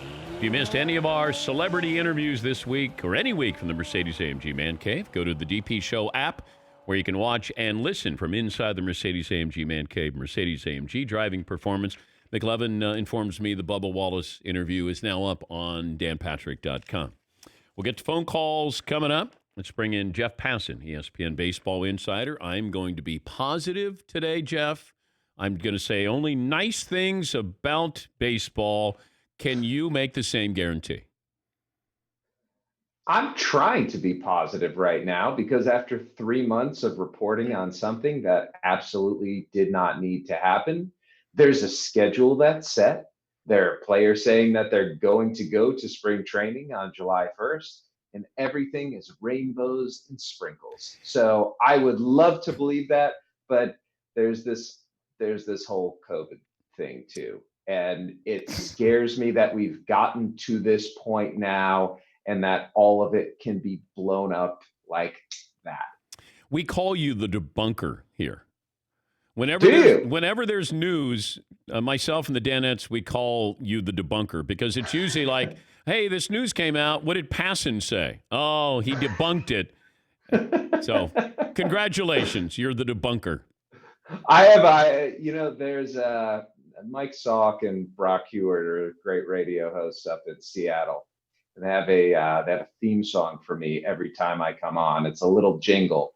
And it goes, Jeff Passan, the wet blanket, raining on parades, harsh and buzzes all day. And so, yeah, you're not the first to say that. Okay, I am fascinated by first base when the players come back. If I get to first base and there's a first baseman there, it's like me with a date in high school. I got to first base. So I got to first base. Now, what is the social distancing going? How do they enforce that if I don't want to take too far of a lead off? They don't. And that is there's that. There is the catcher and the batter. Like, there are places on the baseball field where people are just going to be close to one another. And that is a reality with which the sport has to deal. Baseball, in terms of team sports, is probably the friendliest in terms of just natural social distancing. But there are absolutely elements. Tag plays, guys going and stealing second. Somebody is going to be running over there and is going to be kicking up dirt and is going to take his glove and is going to swipe it wherever that player is. It may be a glove into which he coughed, hitting someone's face. That's just the reality of the situation, Dan. And if you're going to bring back baseball, you have to live with these, I would term them small risks. I don't think that being outside in most stadiums and standing within a couple of feet of a player is going to necessarily pass an infection back and forth. And, you could have a first base situation where you just have a guy playing off a little bit more, playing behind the back or playing in bunt situations or, trying to have the infield in. Like, there are scenarios where the guys are not going to be close to each other. There are also scenarios where the guys are going to be close to one another. All right, it's been so long since we've actually talked baseball because it's been, back and forth volleying these financial terms here. But now that that's sort of settled for a little while here, explain what the divisions are going to look at, and then let's actually start handicapping. I'm positive here. I'm being positive. Let's start handicapping the teams to beat, once we start to play. I was going to say, did you see your old partner on the Big Show giving the percentage chance of the World Series happening this year at a big fat 0? Oberman says there's no World Series this year? None. He can out wet blanket you any day. Oberman is on the Mount Rushmore of wet blankets. So, okay, let's assume. So by division, let's just go through the schedule. Okay. 60 games. 40 of them are going to be against divisional opponents. While the schedule is not out yet, I believe it's going to be a 1 4-game series and a pair of 3-game series. Could also be 2 5-game series just to cut down on travel. I don't think that's the case, though. There are also 20 interleague games against teams in your geographical area, meaning the NL East is playing the AL East, Central playing the Central, West playing the West. At the end of that, whoever is in first place goes to the playoffs. You have 2 wild card teams because there are no expanded playoffs. It's the same format as last year. And at that point, I have no idea if they're going to go to a bubble for the playoffs, if they're going to be potentially traveling cross country. Like, there are a lot of those elements that I think still are to be determined. I thought all along we were going to have expanded playoffs here. And then that would have been even better with this frenetic finish that we're going to have with 60 games and then the number of teams and you get into the playoffs. And all right, so the teams, given, the divisions and the matchups here, Jeff, give me 1 or 2 favorites and one team that you think will be maybe a little bit of a surprise or spoiler. Dodgers are definitely the favorite, I think, in all of baseball this year. I'm glad we're going to get to see Mookie Betts play in a Dodgers uniform because that would have been truly the most catastrophic trade in recent memory if they had given up Alex Verdugo and Jeter Downs and not gotten a single game out of Mookie Betts. In the American League, the New York Yankees are favorites, and the fact that James Paxton is back and healthy, the fact that Aaron Judge is seemingly healthy, Aaron Hicks, they're going to be getting back as well. Like, they look like they are going to be full Death Star operating. And who would be the surprise team? In terms of a You know, I love the San Diego Padres individual talent, Dan. I think Fernando Tatis Jr. is an absolute superstar. I think Chris Paddock is going to take the leap this year. And the thing that the Padres have is the ability to go down into their farm system and maybe bring up guys who they wouldn't have in a normal year. When you have a short schedule like this, anything can happen.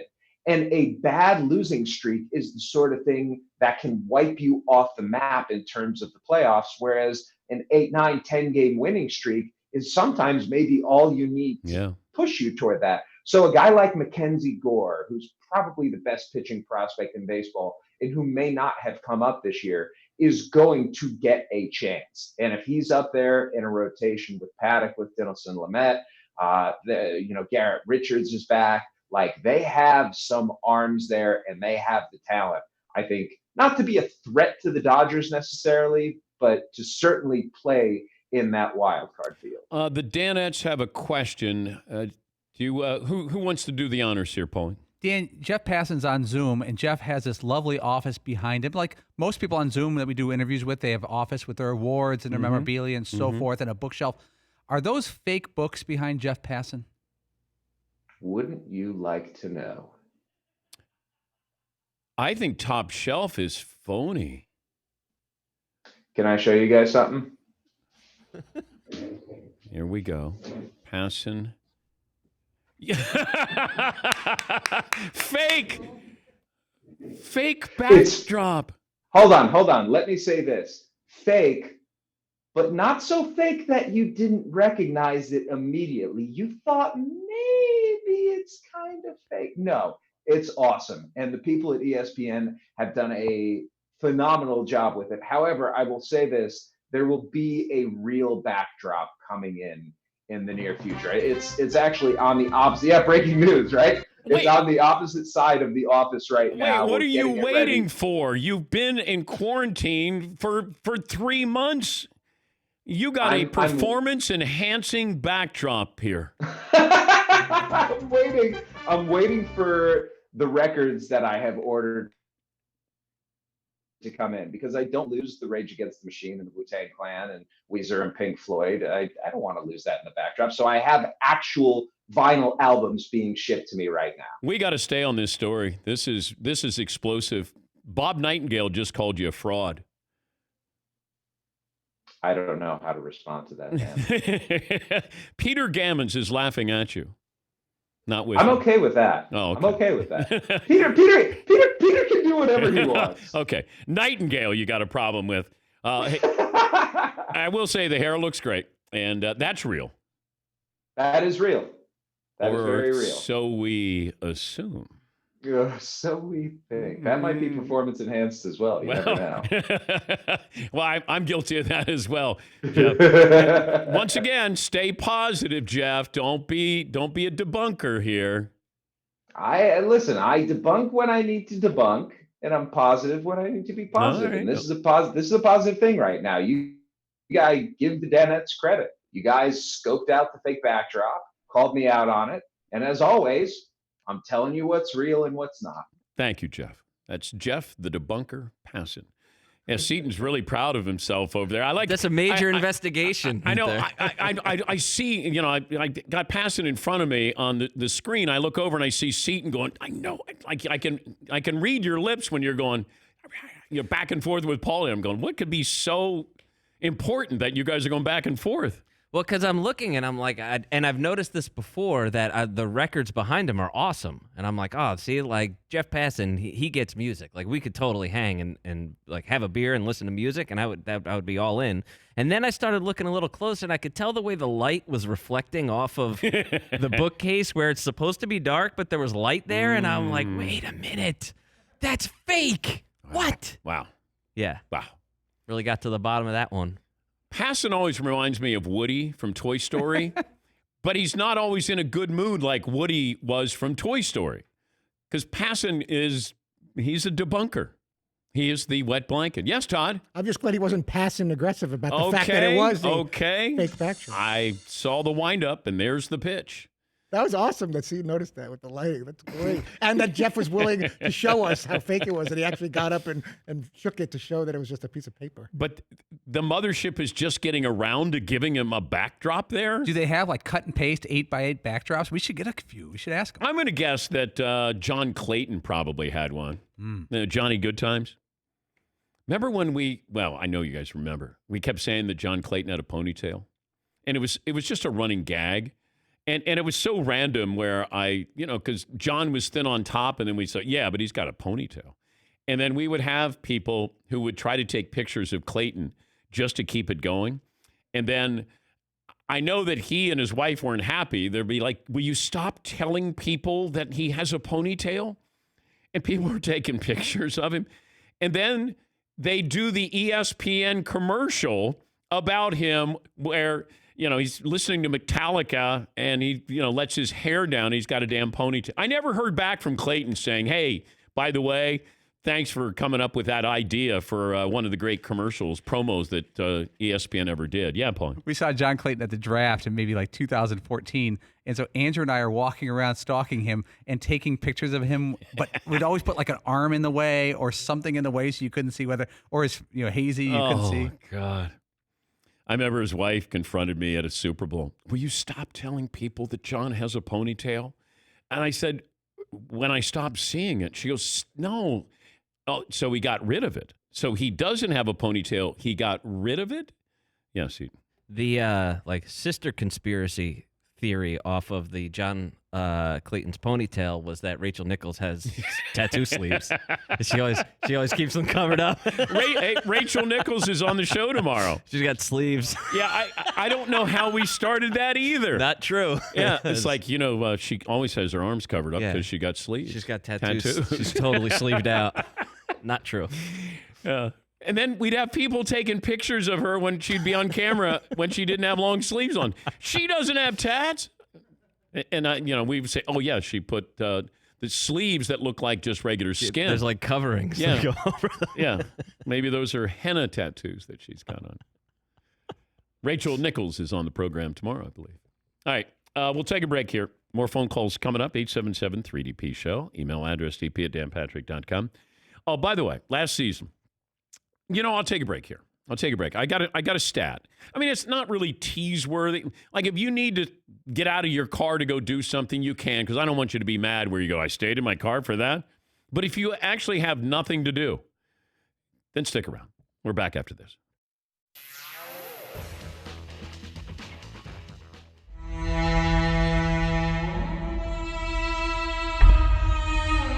I'm going to say something. This has nothing to do with anybody I ran into yesterday or today. This is just an observation. This is a tease. This is an observation that I've had for a long, long time. Have you ever been around somebody who asks how you're doing, and then when you get ready to tell them how you're doing, they've already moved on? Now, I'm not going to say that management has done that before to me. Maybe a couple at the mothership, but it happens sometimes where somebody say, how's the family? And then they keep walking, and then you go, they're fine. Have you guys had that happen to you? Not here, not with management on campus, because everybody loves everybody here, and everybody spends quality time asking about how we're doing. Yes, Paulie? Sometimes you meet people who are kind of like busy, hotshot type people. Mm-hmm. They're like, good to see you. How's everything going? Good family? Good. Take it easy. And what if you just one of these times when they say family good, you go, the 7-year-old's not really picking up the reading, and she's going to be in a different kind of program. And we're waiting for the test results back. We just got the blood test back, actually. And you got a minute to grab a cup of coffee, because I got to tell you about the 10-year-old. She's in the accelerated program, and I'm loving it. But do you teach somebody in management how to sound like management? Hey, how's it going, Paulie? Or is that just natural? I don't know. It feels like that's what people in management. Hey, how's it go? How's the fam? DP. How's the truck? I saw the truck. Looks good. Love you. Yes, McLovin. To be fair, I've had to listen to Todd pretend he knows who all these people around here are to some extent. And it is like the desperation in his voice. Oh, good to see you. Do I know this guy? I have no idea. Is he new? I have no idea. I think a lot of it is, and I'm guilty of it too, is sometimes you're checking that box of like minimum kindness or something. You got things on your mind. Kindness. You got stuff to do. And I think management does it. It doesn't have to be management. Is there a box to check for minimum kindness? I think that's what I call it. And what is minimum kindness? I think a lot of people get caught up with their day and they think they're very important. They got to get to there, and I've done it to their email and their text, and they don't have time for a long conversation. They don't necessarily want the detailed answer back, but they could say in their mind that I did ask how someone was doing. We're talking about you, right? I'm saying I've done what you guys are referring to, and then you briefly feel bad about it, and then you go on with your day. But you're able to somehow check that box mentally that you said hi to that person, and you exchanged pleasantries. Minimum kindness. They toured with Fugazi, if I'm not mistaken. Yeah, they played Bonnaroo. Yeah. Ladies and gentlemen, minimum kindness. Yeah. Yes, McLovin. So, Todd, really, you have no interest in these people. You just want to get through that social interaction and get back to whatever you're doing. It depends what time of the day it is. In certain moments, you're focused. Even yesterday, there was a group huddling and catching up and talking stuff, and I was, worried about the guest situation, and I kind of didn't join the social atmosphere because I needed to get some stuff done. So I don't know if that counts as like not caring about other people, but hopefully they appreciate that. Well, this wasn't supposed to be a confessional for you to tell me about how you interact with people. This is management, not here at AT&T DirecTV. No, never here. No. That the management we have here, they're very, very good listeners. Well, people do that. They want to be able to look at themselves in the mirror and say, "I said hi to everybody," even though they spent maybe 4 seconds with each person. Yes, Paul. I do a little minimum kindness. When I walked in yesterday, it was very early, about 4:05 a.m. I know the camera guys here. I've met them before many times, but I walk in, I give them a quick handshake, how you doing? And then I may not speak to them for the next few hours because we're working. So I try to get that hello checked off to be polite. But minimum kindness. Minimum kindness. But you're not saying something to them where you go, "Hey, how's the family?" No, because I don't care how their family is. Yeah. I don't know. These guys, they barely have an apartment. More like they don't have a family. Wow. I would just like to, how's it going? Wow. Good to see you. That's Nobody here has a family. That's really minimum kindness there. All righty. As you can tell, welcome to the program. Already in progress here. Such a fine line between minimum kindness and minimum a-holeness. Yeah. I go both sides. Yes, Fritzy. No, but because sometimes you deal with that person that doesn't get the social cues of like that you need to wrap up the conversation. Speaking of which. Fritzy, that's unbelievable you said that. Dude, do you know what you just said? I know what I said. About social cues? I tend to ramble, and so I can appreciate that. But if you start engaging in too much conversation with someone on the other end, and they actually want to tell you their whole life story, and you're like, "Oh, and you have things to do for the show, or you got somewhere to be," and how do you wrap up that conversation? Todd, you just admitted you do that. I guess I have done that. All of a sudden, this became a therapy session because you wanted to get something off your chest about the way you treat people. But I was just joking about how management will walk by and go, hey, good to see you. How's the family? And they don't care. They keep walking. But if you don't keep walking, hasn't that happened where now you're engaged in a longer conversation that you envisioned? And now you're kind of stuck in that. How do you kind of... Yes, how do you make this end? Right, that's what we're all wondering is how do we make this end? Now, right it's like that phone conversation. How do we get this guy to stop talking? Todd, I'm trying to end it right now. You've never been on the phone with someone that just kept rambling and then you're like, anyway, my kid's bleeding from the head. I got to go. And they continue talking. Todd, you. Anyway, my mother fell down the stairs. I really got to go. My mother fell down. I got to take her to the hospital. So, what are you guys doing this weekend? Welcome to Minimum Kindness Tuesday here on the Dan Patrick Show.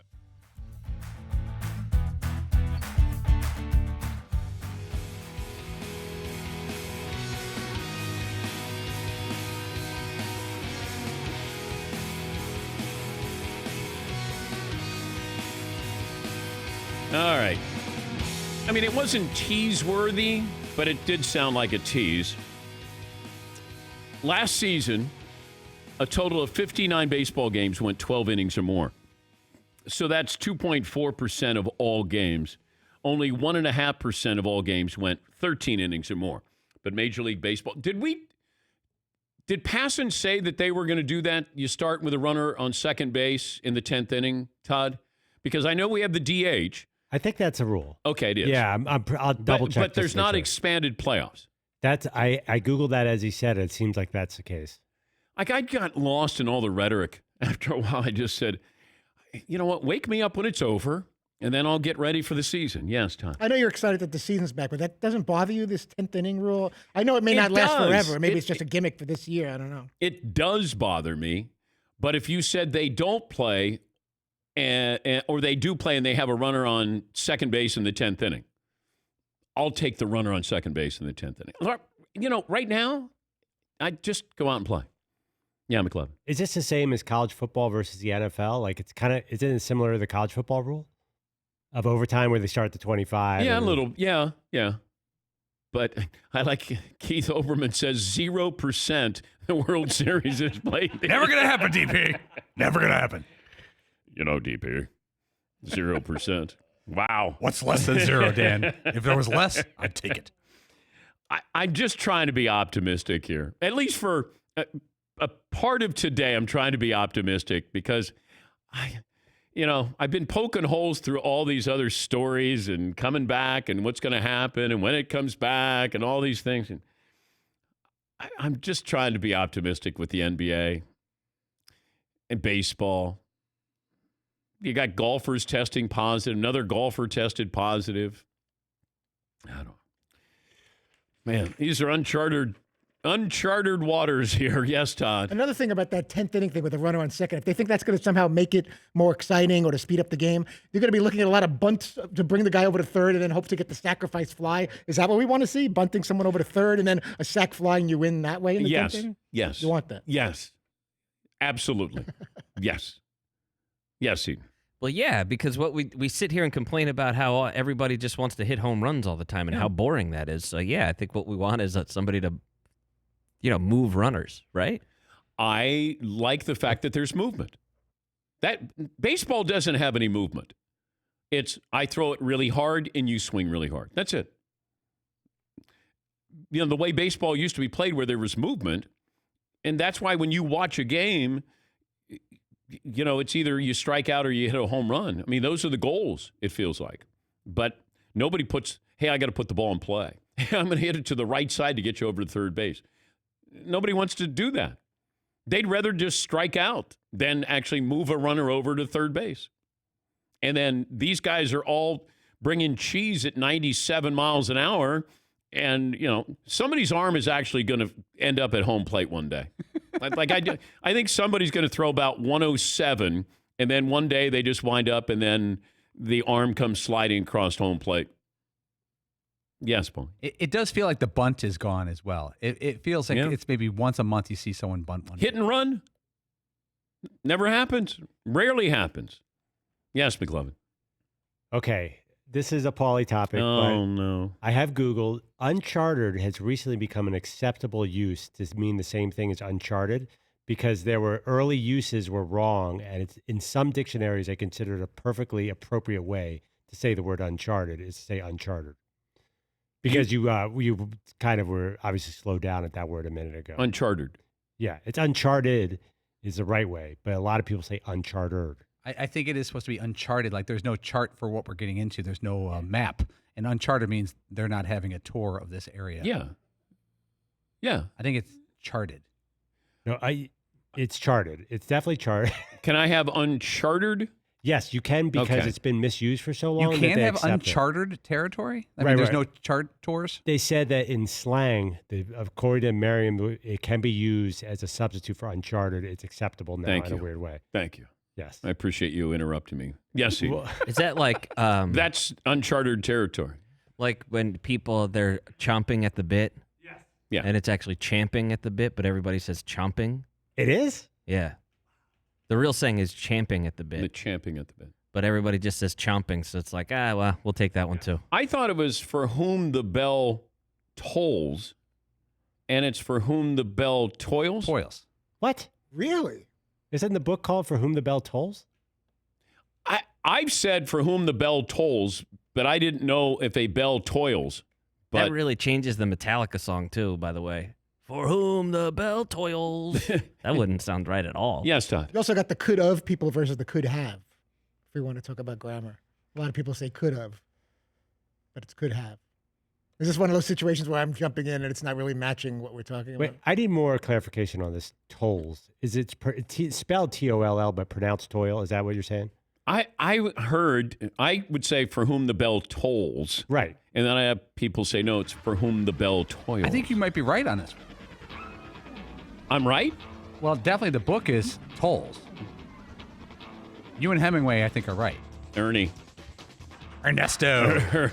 Ernie. Because a bell doesn't toil, it tolls. Yeah. You don't go through a toil booth. Final hour coming up. We're going to leave this hour behind. Is that a bell I hear toiling? What?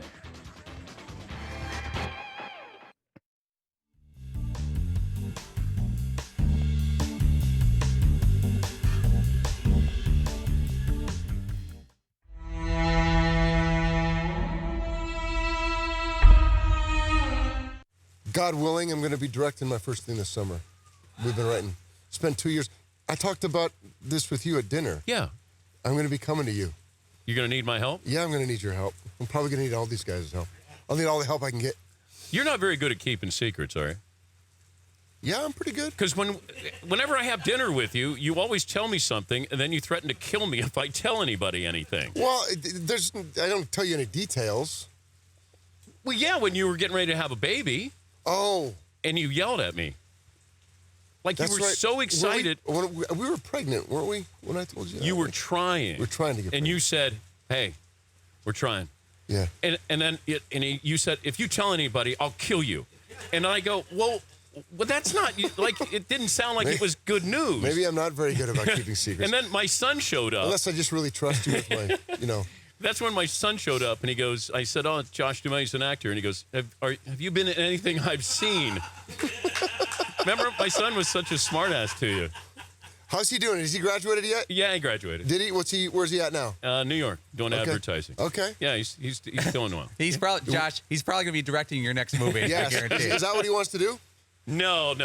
I don't think he wants to get into that goofy business. Now, are He's you probably doing a smart. sports movie?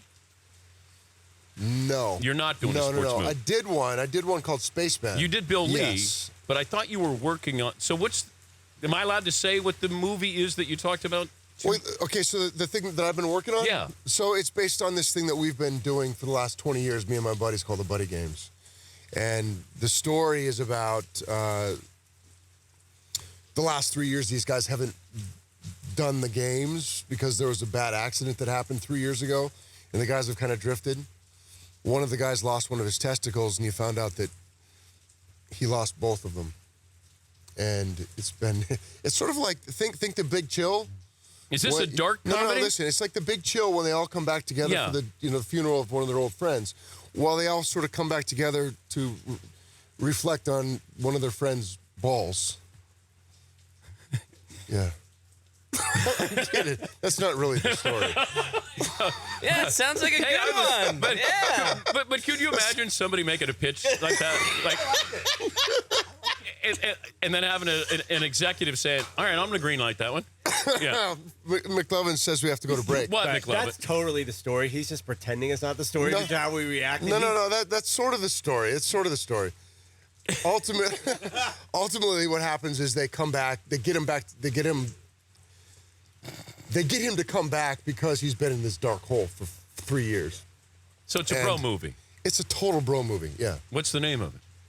It's called The Buddy Games. Oh, okay. Yeah.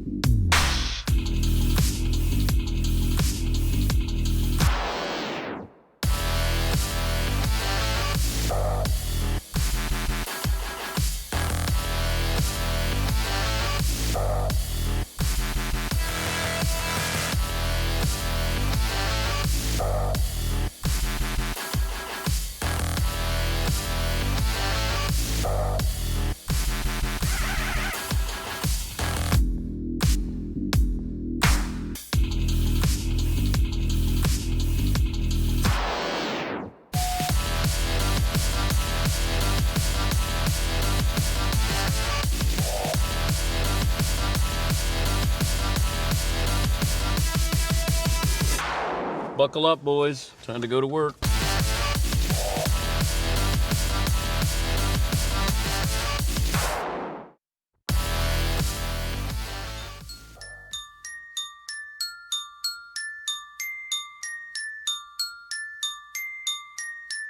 Push rewind. The Warriors don't have more talent. They just play the system. They perfected it. Wait. The Warriors don't have more talent than the Cavaliers? No. Hey, dude. The system. That thing you said. Beatles overrated. I hate to tell you, but it lives forever. Brady is not a system quarterback. Don't worry. That was 10 years ago. Won't miss a single chance. This is stupid. To repeat your stance to people who hate it. McLovin bashes the Beatles all the time. He says they're overrated. And anytime you feel ashamed, America knows I'm right here. Thank you. refrain. Damn McLovin. Putting your foot deeper inside you. Oh, have I hit a little too close to the truth for people in this room here? And please remain on camera while Darius Rucker chastises you. McLovin, if you ever say that in front of me, I swear to God, we're going. I mean, no questions asked, we're going. Broadcasting from the Mercedes Man Cave, this is Dan Patrick. Final hour on this Wednesday, Dan and the Danettes, Dan Patrick Show. Covered a lot of territory today. We had Bubba Wallace on in the first hour. We spent some time with Jeff Passan of the Mothership talking about the upcoming baseball season. I saw something from Mike Florio, Pro Football Talk, on how many preseason games the NFL should have. The NFL and NFL Players Association discussing the possibility of only playing 2 preseason games this year. 2 would be the absolute minimum for reasons unrelated to getting football teams ready to go. Apart from larger than usual ratings the preseason games would generate, each team having a home preseason game and a road preseason game would give every team a dry run, making it easier to execute what will be a very difficult game day experience when the regular season starts, whether adjusting to preparing for a game in their own stadium or traveling and showing up and following the guidelines in another city. But that's according to Mike Florio. Found that interesting. I just don't know how we're playing football first week of August, but I'm trying to be positive, trying to be optimistic, while being a journalist, of course. I mentioned that we had Bubba Wallace first hour, and I had some questions about all of this and how it unfolded in real time. You know, we know the feelings there. We know the feelings on Bubba Wallace's side. You know, the NASCAR community, I think in general has an opinion on all of this. And, you know, I can understand the sensitivity, certainly with Bubba Wallace's side of this, with what he saw or what he felt or what he thought, what he's already gone through.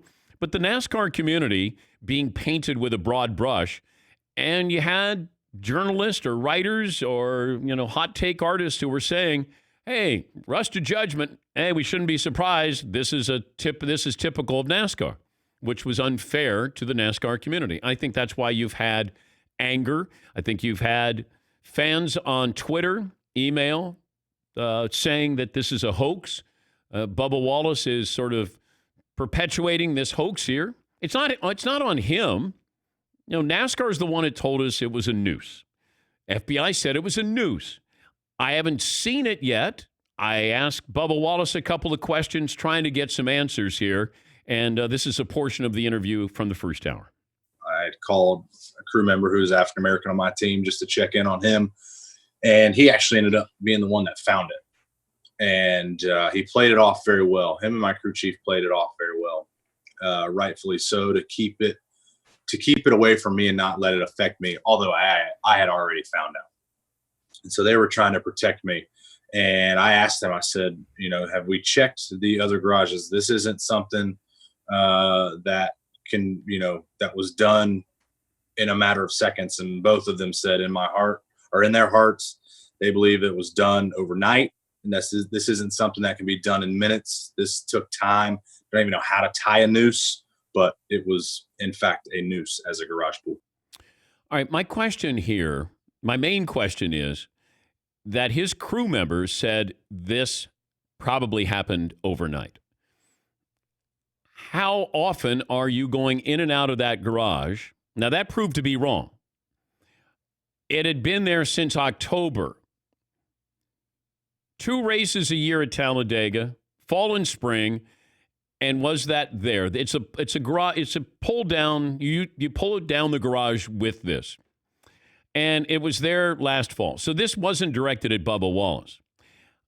I think there was misinformation here. I think there was a reaction, a rush to judgment. If you look at the heightened sensitivity, not only in NASCAR, but everywhere, certainly in this country, and I think that's when the president of NASCAR reached out to Bubba Wallace and said he wanted to talk to him about it. Now, his crew guys are trying to keep it from Bubba by going to NASCAR and letting them know, but then NASCAR, the president, got a hold of Bubba Wallace. That's where I think that it started to go sideways here. Because if we think it's a hate crime, it's viewed as a hate crime. And the president of NASCAR is saying this. The FBI is saying that it's a noose. Then, okay. Then I guess it's a noose. But the investigation didn't bear that out. Because I said at the time on Monday, what does Talladega look like? How do people have access here? Did they just throw the noose in? I didn't know where the noose was. And then I find out that it's actually on a rope that's used to pull down the garage. And every garage has the rope. Not every garage has something that resembles a noose or a slip knot. That's where I thought NASCAR, I think they put Bubba Wallace in a difficult situation here because Bubba thinks it's one thing, and then we find out it's not. It's something else. And his team members brought it up as well. So those are just some of the questions that I had. And I appreciate Bubba coming on because this is going to be there wherever he goes. He's going to get these questions. I don't know what the reaction is going to be. He's going to Pocono. He had all of this goodwill build up. And now you go to Pocono. Now there's no fans or very few fans. I don't know how people are going to greet him. Because I watched what he did at the end of that race at Talladega.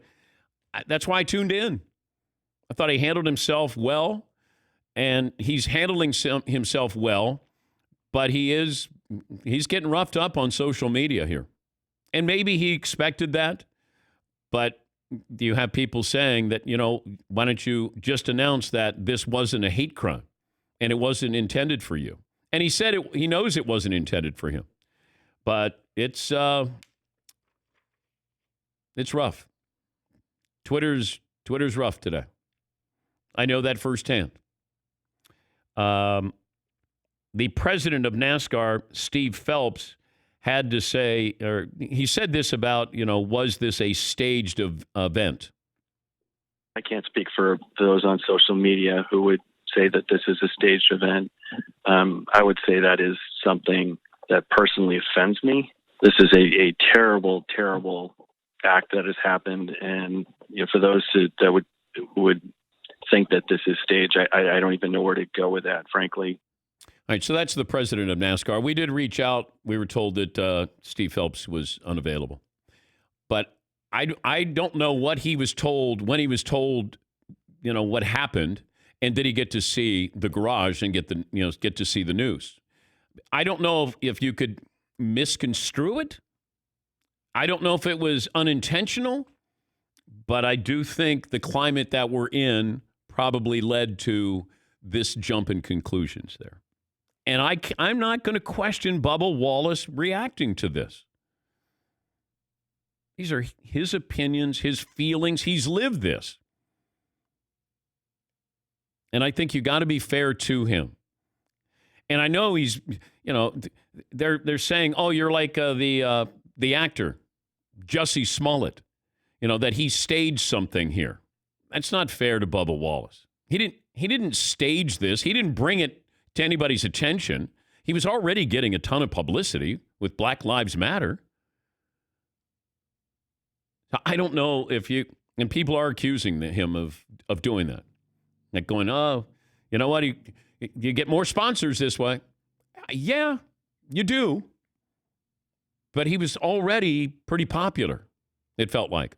So That's just my Cliff Notes version of the conversation I had with Bubba Wallace. And if you choose to listen to it, then it's on danpatrick.com. If you don't want to, you have your side of this, then that's fine. I've tried to, I've said this before, I don't have a desired result here. I didn't say, oh, yeah, good for Bubba Wallace. Oh, that's typical NASCAR. That's not how I think with this.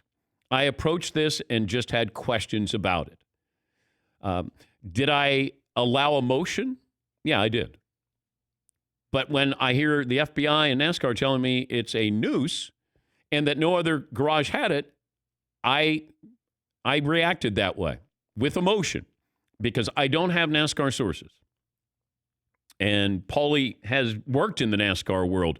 We were trying to find somebody who could say, all I wanted to know was, what's it look like? Where is it?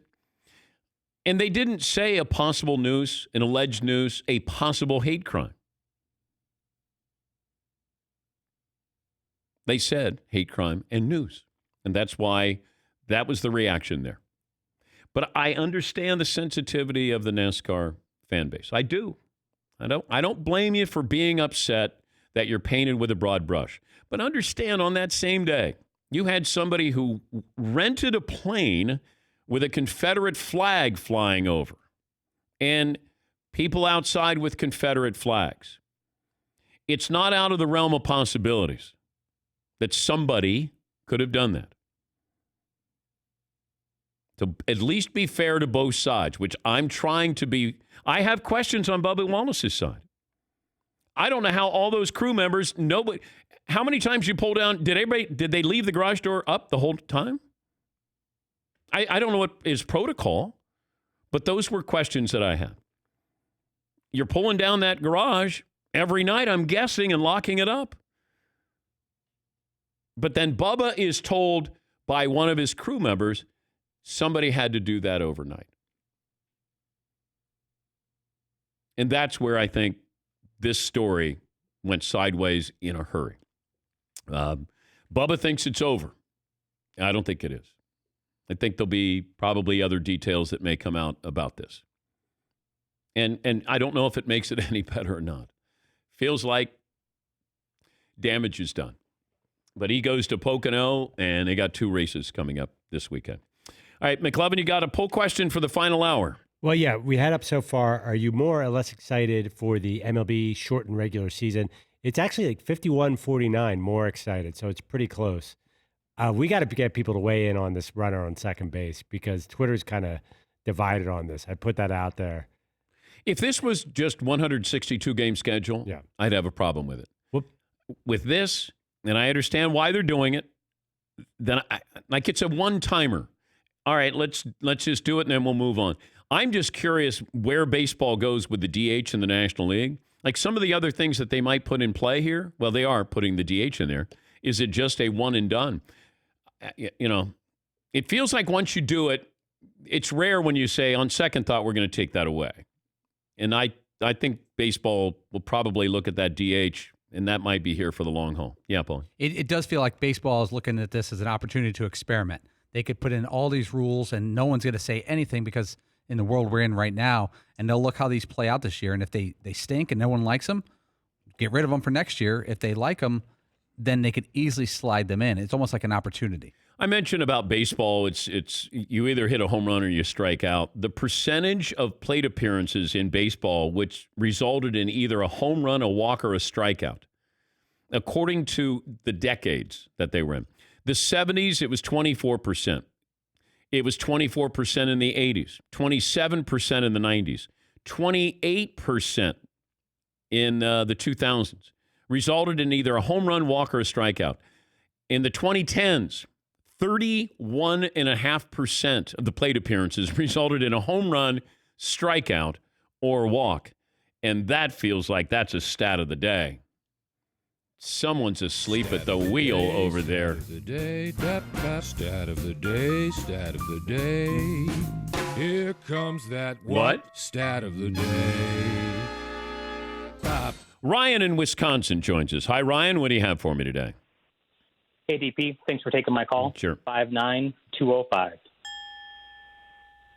I wanted to weigh in on the Bubba Wallace conversation and a couple important points of context based on your questions. It's important to know that the garage under the COVID-19 scenario has only been open for 1 or 2 hours before the race. And in most cases, the garage doors have been open, so there's limited access to see the actual where this noose might be. Bob Pockris of Fox Sports has some great pictures from the last race in October, which clearly show the noose hanging. And then also shows a limited picture from this past weekend, which also shows the noose in the same location. The last point that I want to make is, despite all of the pressure that Bubba Wallace has been under, the performance that this guy has given the last 3 weeks with the results in underperforming equipment has been just impressive. I hope that Bubba Wallace continues to get the support of the NASCAR community. All right. Well, thank you, Ryan. We appreciate that. 877-3DP show. Email address dp@danpatrick.com. What about somebody batting 400? 60 games. Does somebody bat 400? And how do we recognize that player? I'm glad you asked. Since 2000, the following players have hit at least 400 over a single season 60-game stretch. There have been a lot of them.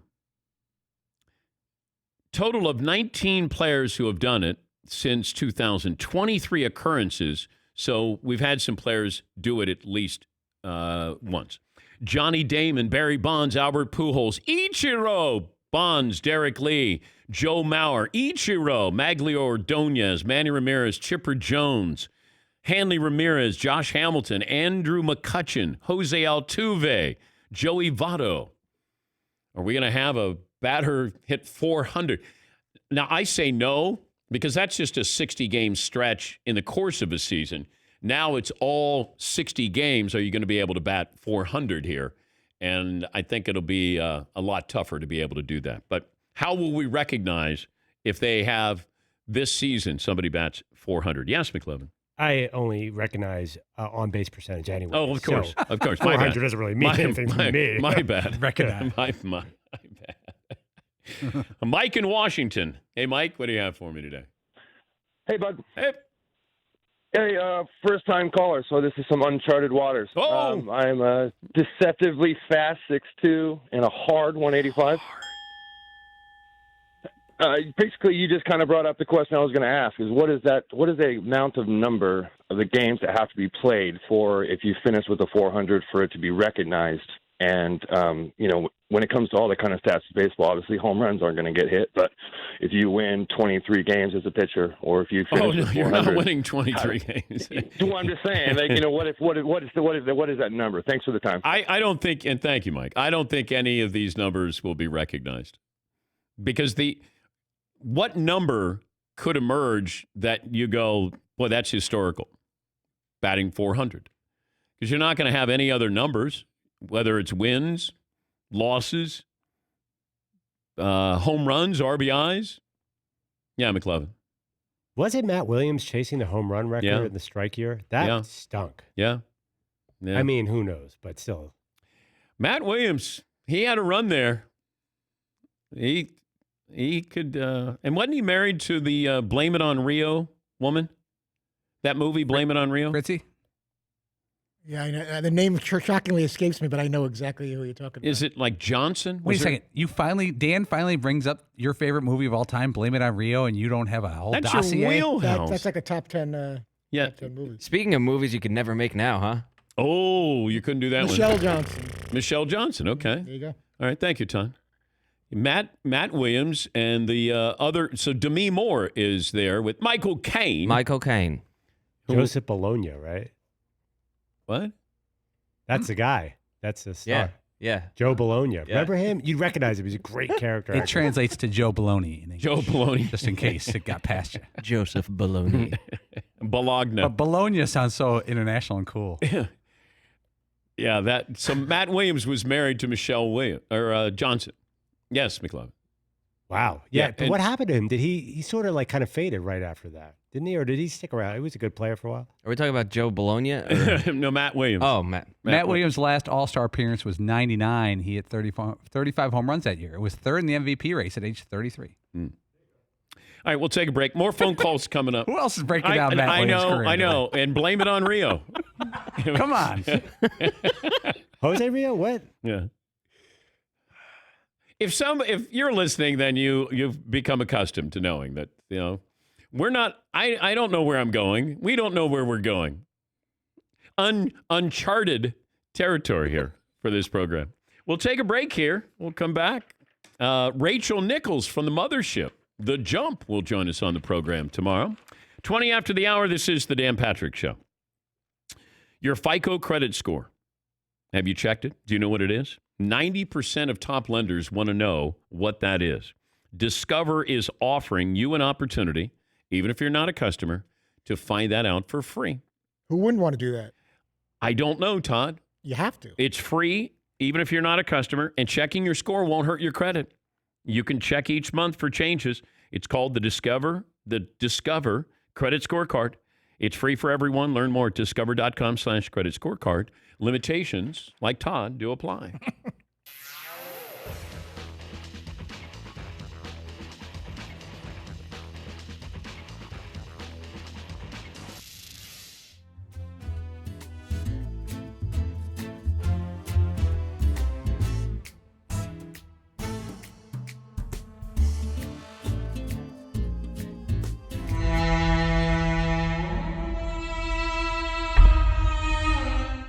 We were talking about Sports Jeopardy, and I was wondering if you went head-to-head with Bob Costas, how would you do?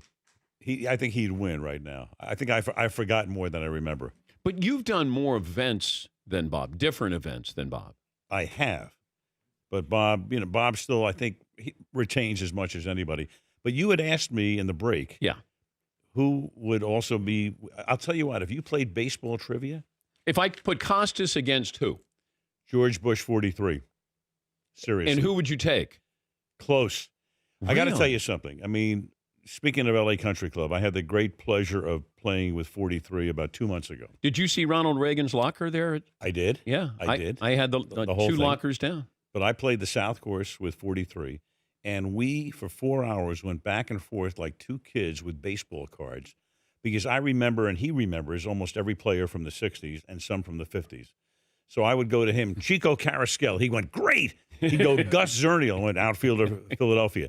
And then I said to him, this is the man who was the president of the United States for 8 years. I went, Walt Dropo. He goes, Moose from Connecticut. He remembered everything. So we only stumped each other, I think, once or twice over 4 hours, but we were like a couple of kids with their baseball cards throwing names back and forth at each other. Andy Pafko, you name it. And I mean, this is the, out the caca version of playing baseball trivia. But I would put George Bush in a contest with anybody on baseball.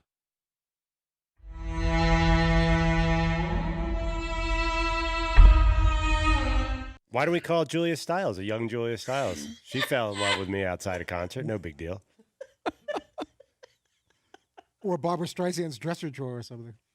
Yeah, but the Julia Stiles was a real thing. Like, there was something going on there. There was a moment. Let's just say there was a moment. Yeah. But I Did I ever tell this story? You hint at it all the time. You never tell every it. time I say, will you tell the story? And you go, no, I can't. I'll just tell it real quick. There are three of us standing outside a Strokes concert, and Julia Stiles come out. I just name dropped there.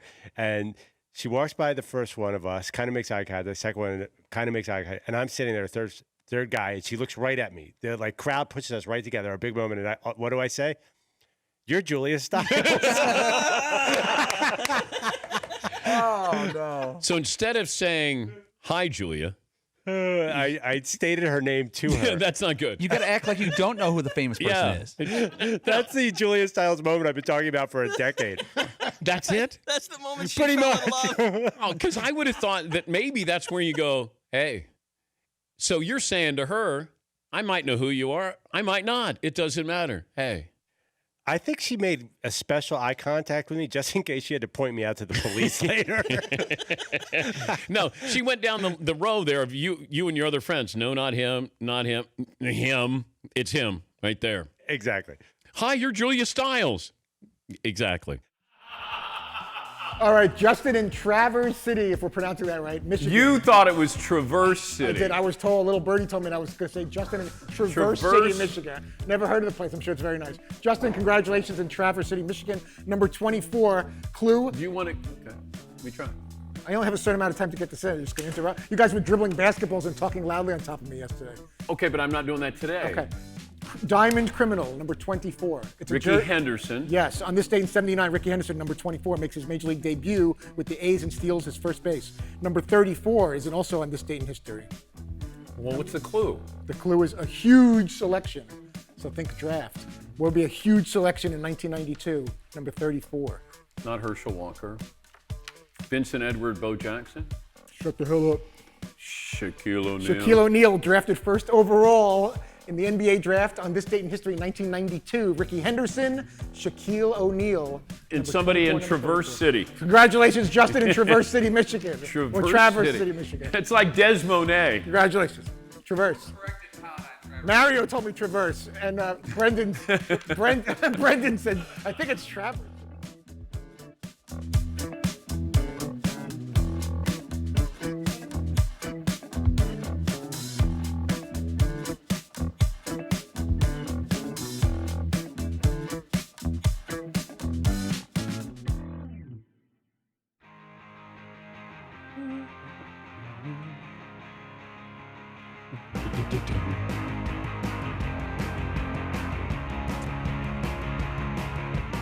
Just saw where Brooks Koepka has pulled out of a golf tournament in Hartford this week. His caddy has tested positive for COVID-19. Yeah, Paul. Nah, I was just going to say, I was wondering if there's any option for him to play caddyless, but they probably would not want anyone that close to it. Well, I would think that he would, have to go through testing now.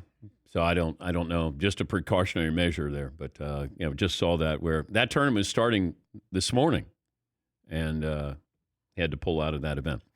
All right, a couple more phone calls in here. Paul in Iowa. Hey, Paul, what do you have for me today?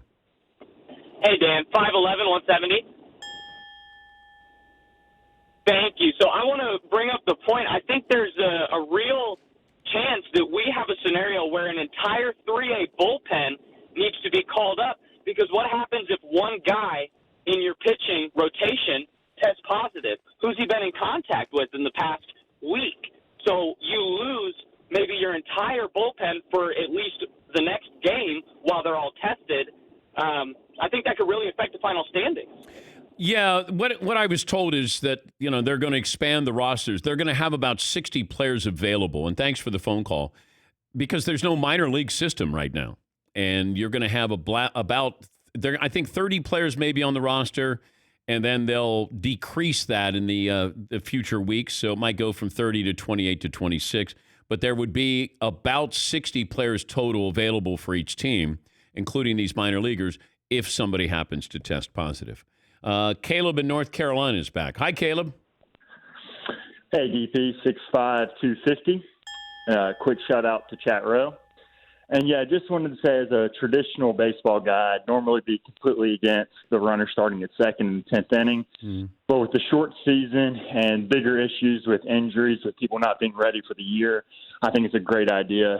Have to shorten the season and or shorten the games and get them in and out to avoid injury.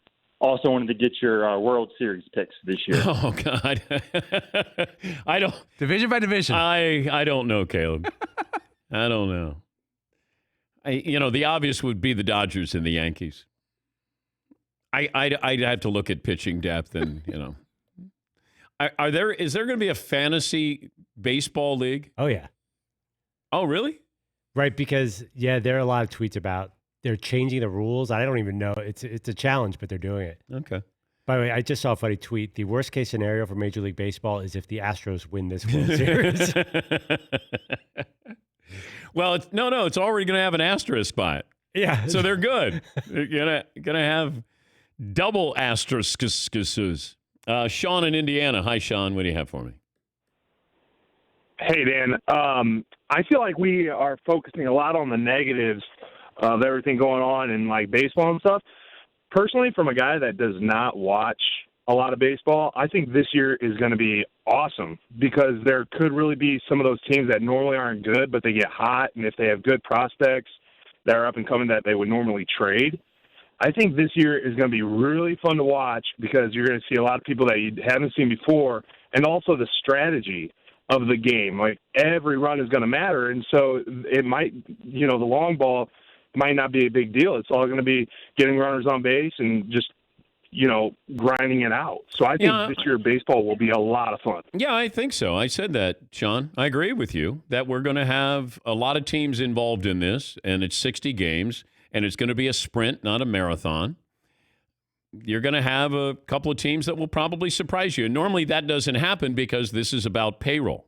Yes, Todd? It could also have an NCAA tournament feel, not only where maybe there's a surprise Cinderella team, but there's always that player that you never heard of that's going to all of a sudden make a name for himself because of an injury, or someone gets a chance in this kind of format that becomes some hero later on.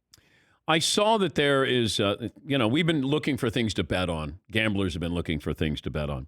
I never thought that I would think that this was a new form of betting.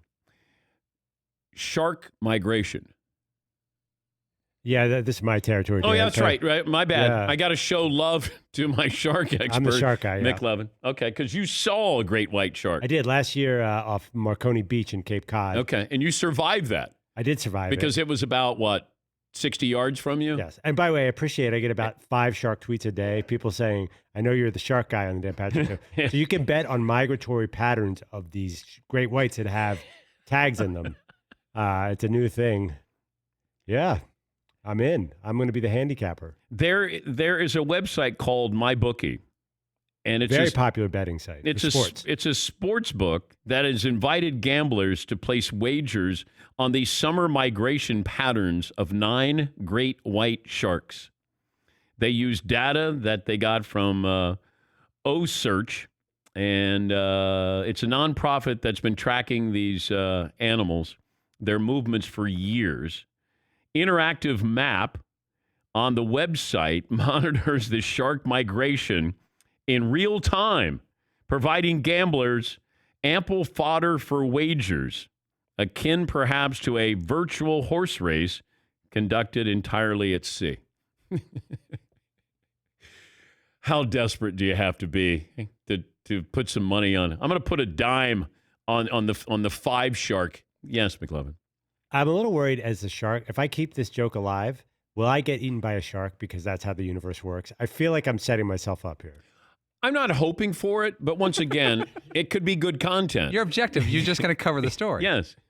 Yes, Paul. I know exactly how this is going to play out. Some guy out there listening is a fan of our show and probably owns one of those deep sea fishing expedition things in Bora Bora, and is going to invite McLovin to an all expense paid trip where he gets to swim in a cage with the sharks, and we are going to coax him into it. No way. Yeah.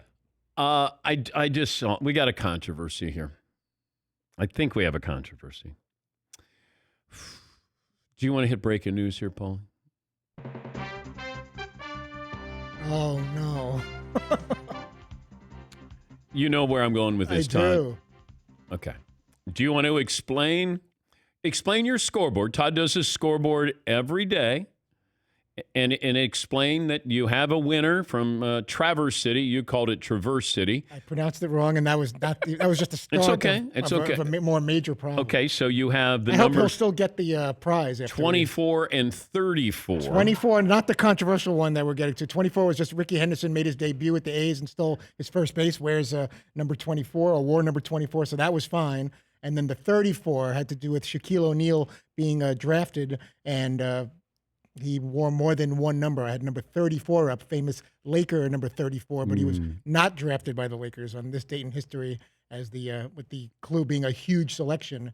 He was actually number 32 in the early days of his career. So it should actually read 24 and 32 if you're talking about the time he entered the league. What is more embarrassing, that we had Adam Sandler on Monday, and you said it was the 30th anniversary of him joining Saturday Night Live, to which Sandler said, no, that's not true. In the summer months, they run re-airs. Yeah. And now you have Shaq being drafted on this day, being drafted wearing number 34. It's embarrassing. It was careless, and because you think of him as number 34, but if you're going by, this particular scoreboard and this clue and this date in history, he was number 32 with the Orlando Magic. So it should read 24 and 32, and it's not Traverse City, Michigan, is what I'm being told also. No, it's not. Having a tough little run here. I got Bubba Wallace on the show. I know he did other interviews. I'm just trying to find something now. Passan was good. Yeah. Had a couple of fun quip lines. I never thought that I would miss mock headlines. Maybe mock headlines would be better than I'm the concerned that scoreboard you've all lost complete trust in anything that I have to say, which you already have to a certain extent anyway, but now it's even worse that I'm not doing the just basic research to get things right, like a jersey number or a date in history. You do so much research on, the clue. And you take great pride in this. I do spend a lot of time trying to come up with a clever Jeopardy-type clue. Yeah, the play on words, and then you don't get the actual facts of the scoreboard challenge. That's a problem. Or I'll give you like 17 articles on an upcoming guest, and then the main guest, I give you nothing. It's not good. I know. You would think by now I'd have figured out what it takes to do the job effectively and accurately.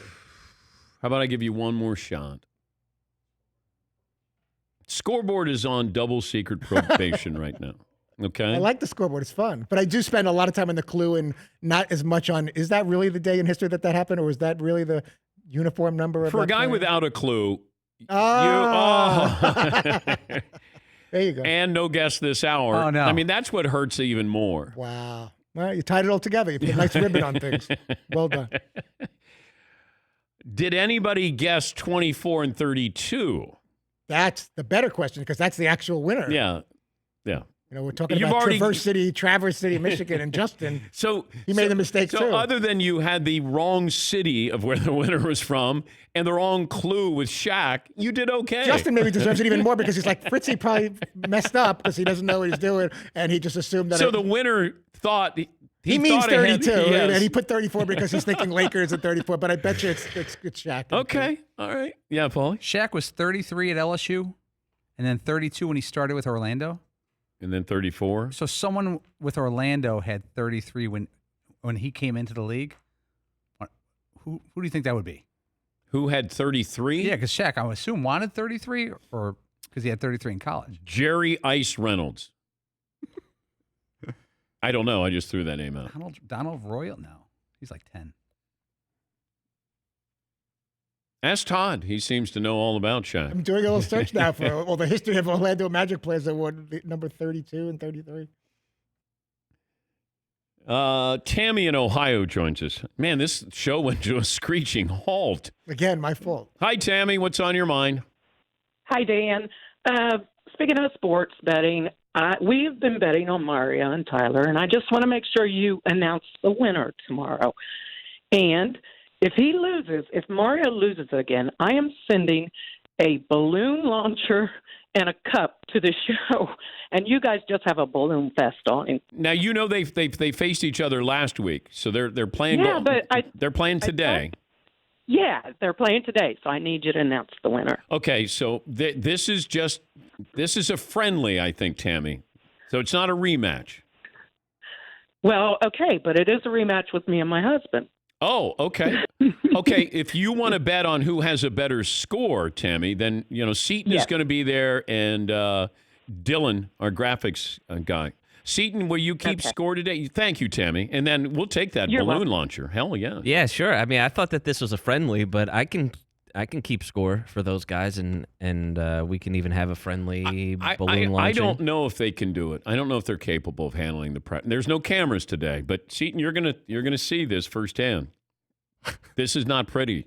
Seaton's gonna play today with Tyler, the creator, moderator, and Mario, and Dylan. Yeah. But if you want, Seaton says he wants to pair with Mario. And it'll be Dylan and Tyler. Is that what it is officially? I think. You embrace. Me and Mario? Yeah, you and Mario. But yeah, I think that would be good. But I think Tyler and Mario need to have a straight up bet. Yes, Paul. Dan, I know you're dying to hear this before we go to break. The year Shaquille O'Neal was a rookie with Orlando, Terry Catledge. Oh, that's right. Terry was a good fantasy player, not a good free throw shooter. I think he shot 58%. Yeah, I don't know if his number 33 hangs in the rafters there in the whatever arena down in Orlando. Played at South Alabama and wore number 33 for the Magic. Oh, was Ice Reynolds on that team? I don't have him there. Nick Anderson, Anthony Bowie, Bison Dele, Laterro Green, Steve Kerr, Greg Kite. This is Shaq's rookie team. Donald Royal. What a deep team. Dennis Scott, Scott Skiles. Man. It's a deep squad. Didn't Skiles set the single game? I think 31 assists, maybe. It might have been 30, but it's right there. I think he set the single game assist record. It's a deep squad, though. Terry Catledge. Sixers pick, 1985. Chris Corciani, you loved him. Oh, Fire and Ice. Yeah. Is it Rodney Monroe? Rodney Monroe, NC State. Yeah, Nice. NC State. Yeah, nice. Let's take a break here. You don't want to break down Laterro Green's addition to the Magic in the 90s? I think he could jump. I don't know if he could play. Laterro Green. Was he out of Georgia? Yeah. Yeah, I don't think he could play. I think he could jump. Tommy Tolbert was on that squad? Tom Tolbert. Pride of KNBR. Tommy Tolbert. Man. I never liked those Orlando uniforms with the pinstripes. The black and the blue and the white? I didn't like They went over pretty well at the time. Yeah, they did. Yeah. But then so did the Charlotte Hornets when they had the teal. They did that in conjunction with a designer, Alexander Julian. He actually consulted. Yeah. I had some of his ties that I wore on SportsCenter back then. It all comes back to me. Take a break here. Last call for phone calls, what we learned, what's in store tomorrow. That's coming up next.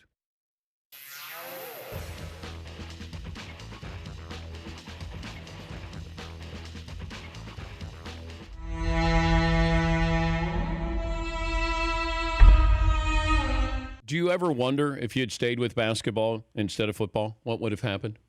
Well, there's a guy by the name of Kevin Garnett and an old high school phenom out of California named Shea Cotton that really discouraged me throughout camps of being a basketball player. So it really made my job easier when I just went from basketball and decided just to be a football player. So I was undecided in high school and junior high school, middle school today.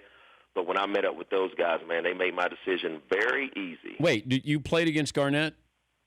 Well, we were at camps throughout, our childhood and stuff like that. So quick story, I told him the story he might not remember it about.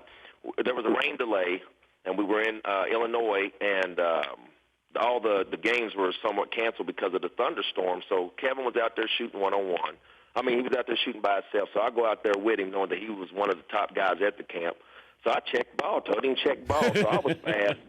Being from West Virginia, I was the top athlete from West Virginia, so I tried to take him to the rim. Kevin climbed all the way up on the backboard above the bank box and pinned my ball up against the backboard, and I just couldn't believe it. First time I've ever seen that. So throughout the week of the camp, these guys were all year-round basketball players, and I was more of a seasonal athlete. So I got discouraged knowing how good those guys were, and it just made my decision easier to stick with football. So KG retired you that day. There you go. Flannery beef package has arrived. What is going to be on the menu? Pork caps, not pork chops, pork cap. I'm going to see if Alan knows what he's doing with the pork cap.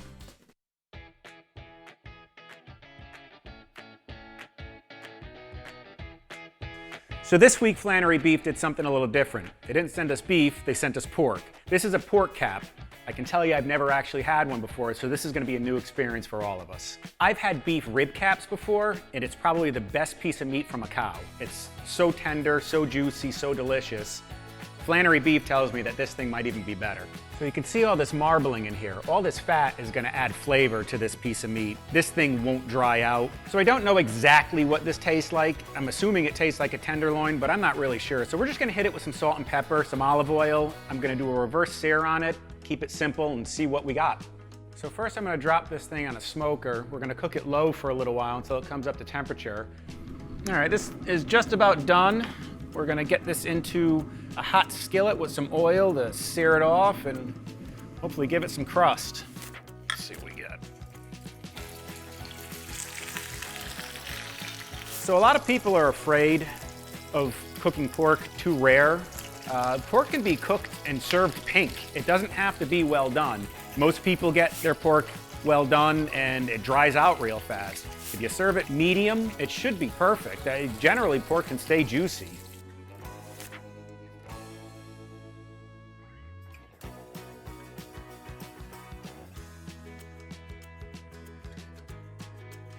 All right, explain to me what you did. We just hit it with some salt and pepper. We threw it on the grill for a little while, and So we you finished didn't do it off anything? here. Nothing. Okay.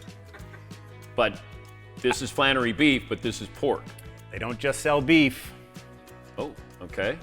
And what's different about this? People always overcook pork. So I cooked this to medium. It's about 150 degrees, 155 degrees. I did use a thermometer so that I know the temperature because I've never made one of these before. Yeah. And I really hope you like it. It looks delicious. It had some beautiful marbling in it. I believe it should have stayed juicy. Mm-hmm. It did exactly that. Now, it's called Flannery beef, but this is pork, and this is affordable for you. At Flannery, they have such great beef that it's like for special occasions.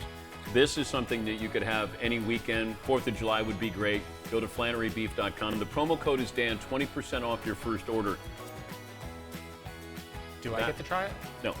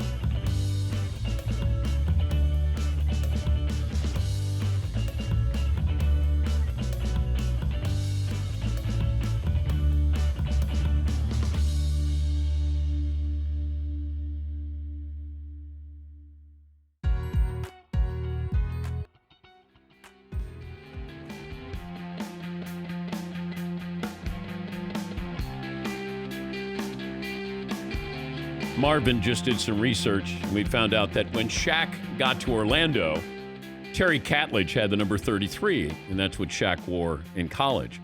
And Shaq wanted 33. Terry Catledge wanted $50,000.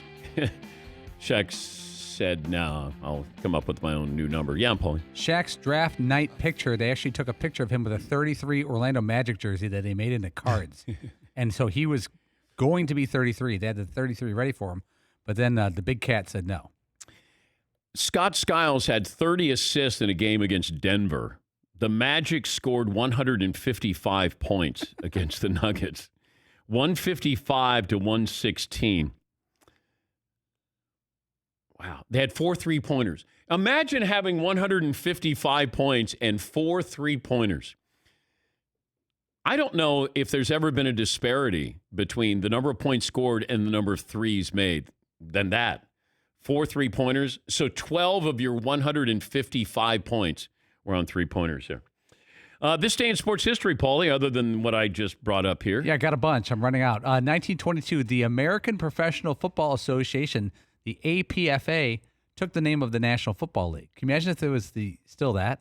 Announcers would be saying NFL, all APFA. 1971, the National Basketball Association modified the 4-year eligibility rule to allow for hardship cases. 1971.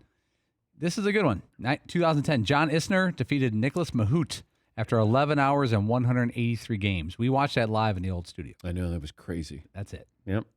All right. And there's Barry Bonds, 03. Barry Bonds, 500 homers, 500 stolen bases. Not that day, collectively. Oh, okay. That would be a record or something. Completely. Wild night for him. Wild big night. Yeah.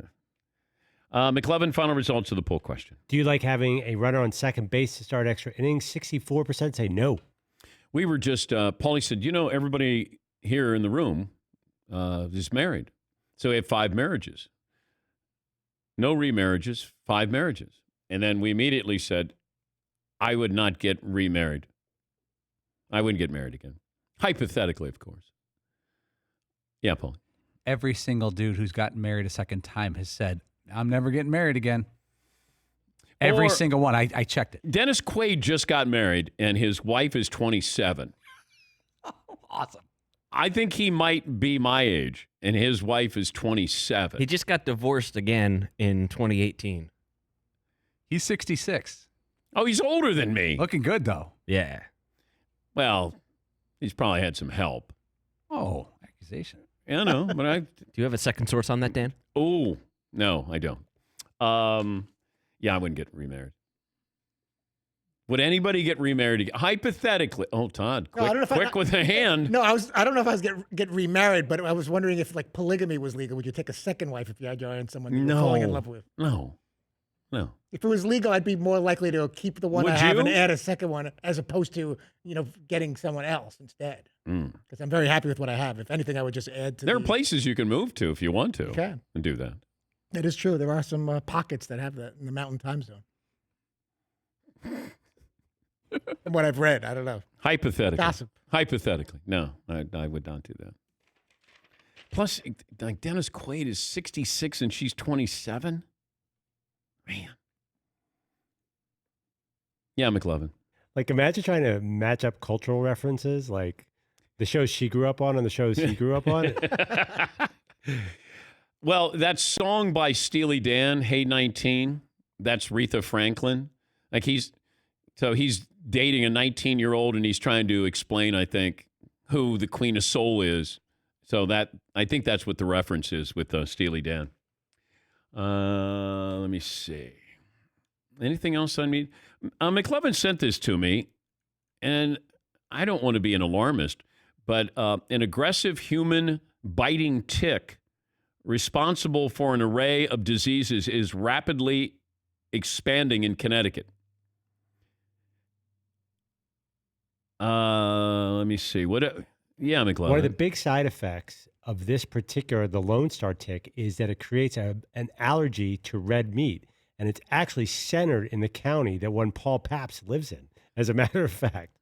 Can you imagine if Paulie was allergic to red meat? It could never happen. They cannot let that happen. That tick could not take me down. My love for red meat is that strong. I would outlast that tick. And they're called Lone Star ticks. And that's an insult to this great state of Texas where they love meat. Yeah. Are you guys afraid of ticks? Like, not afraid of ticks, but have you caught on? This is like a big thing. I mean, well, I thought I had Lyme disease I was tested for Lyme many, many, many times. And I thought that maybe I had Lyme because I had, similar symptoms. You can never be positive you didn't either, right? There's no way to prove it would never happen. Yeah, because the medicine I was taking, prednisone, doesn't work on Lyme disease. And it worked on what I had. That was the only reason why I knew that I'd go in and somebody'd say, have you been tested for Lyme? And I would say, yes, many, many times. Blood taken, yeah. Well, you could have a false positive. Can I have a negative positive? So then you're just going, all right, whatever. Take the blood, and then I'll confer with you later. Let's go around the room what we learned on the program. Todd, I'll start with you. What did you learn today? I learned that Shaquille O'Neal did not have number 34 when he was drafted by Orlando. It was 32. And if anything, he was trying to get 33. So I had two chances to get something right. I didn't pick 32 or 33. Disaster. Other than that, you did a really good job. Yeah, I got the Ricky Henderson number 24. I think that's right. Yeah. McLovin, what did you learn today? For whom the bell toils may or may not be a thing. It's For Whom the Bell Tolls, right? Yes, that's the name of the book. Okay. Seton O'Connor. Jeff Passan, a.k.a. The Wet Blanket, has a fake background. I know. Those aren't real books and albums behind him. He's the debunker. Paulie, what did you learn today? ESPN producing bogus backgrounds, ? No, there's no question mark. Question mark sources? When Rachel Nichols from the Mothership joins us, she's going to have to prove that the background is real. We're going to find that out. Todd, what did I learn on today's program? Sticking with Jeff Passan, the debunker, says the Dodgers-Yankees favorites to meet in the World Series. Padres, his surprise team. Yeah, that was interesting. I like that. Did you do final results of the poll question, McLevin? Yeah, I did. People do not want the runner on second base in the 10th inning. I don't want it, but I'll take it. If you said there's going to be 60 games, I'll take it. Yes, Paul. People are asking, does Fritzy's wife want a second husband as well? We should work both ways. Absolutely. She'd trade me in a second. What we learned brought to you by Raycon. You're going to love these wireless earbuds. They're the way to go. Get 15% off your Raycon order. at buyraycon.com/Patrick. That's buyraycon.com/Patrick. Thanks for joining us. Emails, tweets, phone calls. We'll talk to you tomorrow here on The Dan Patrick Show. One more item as we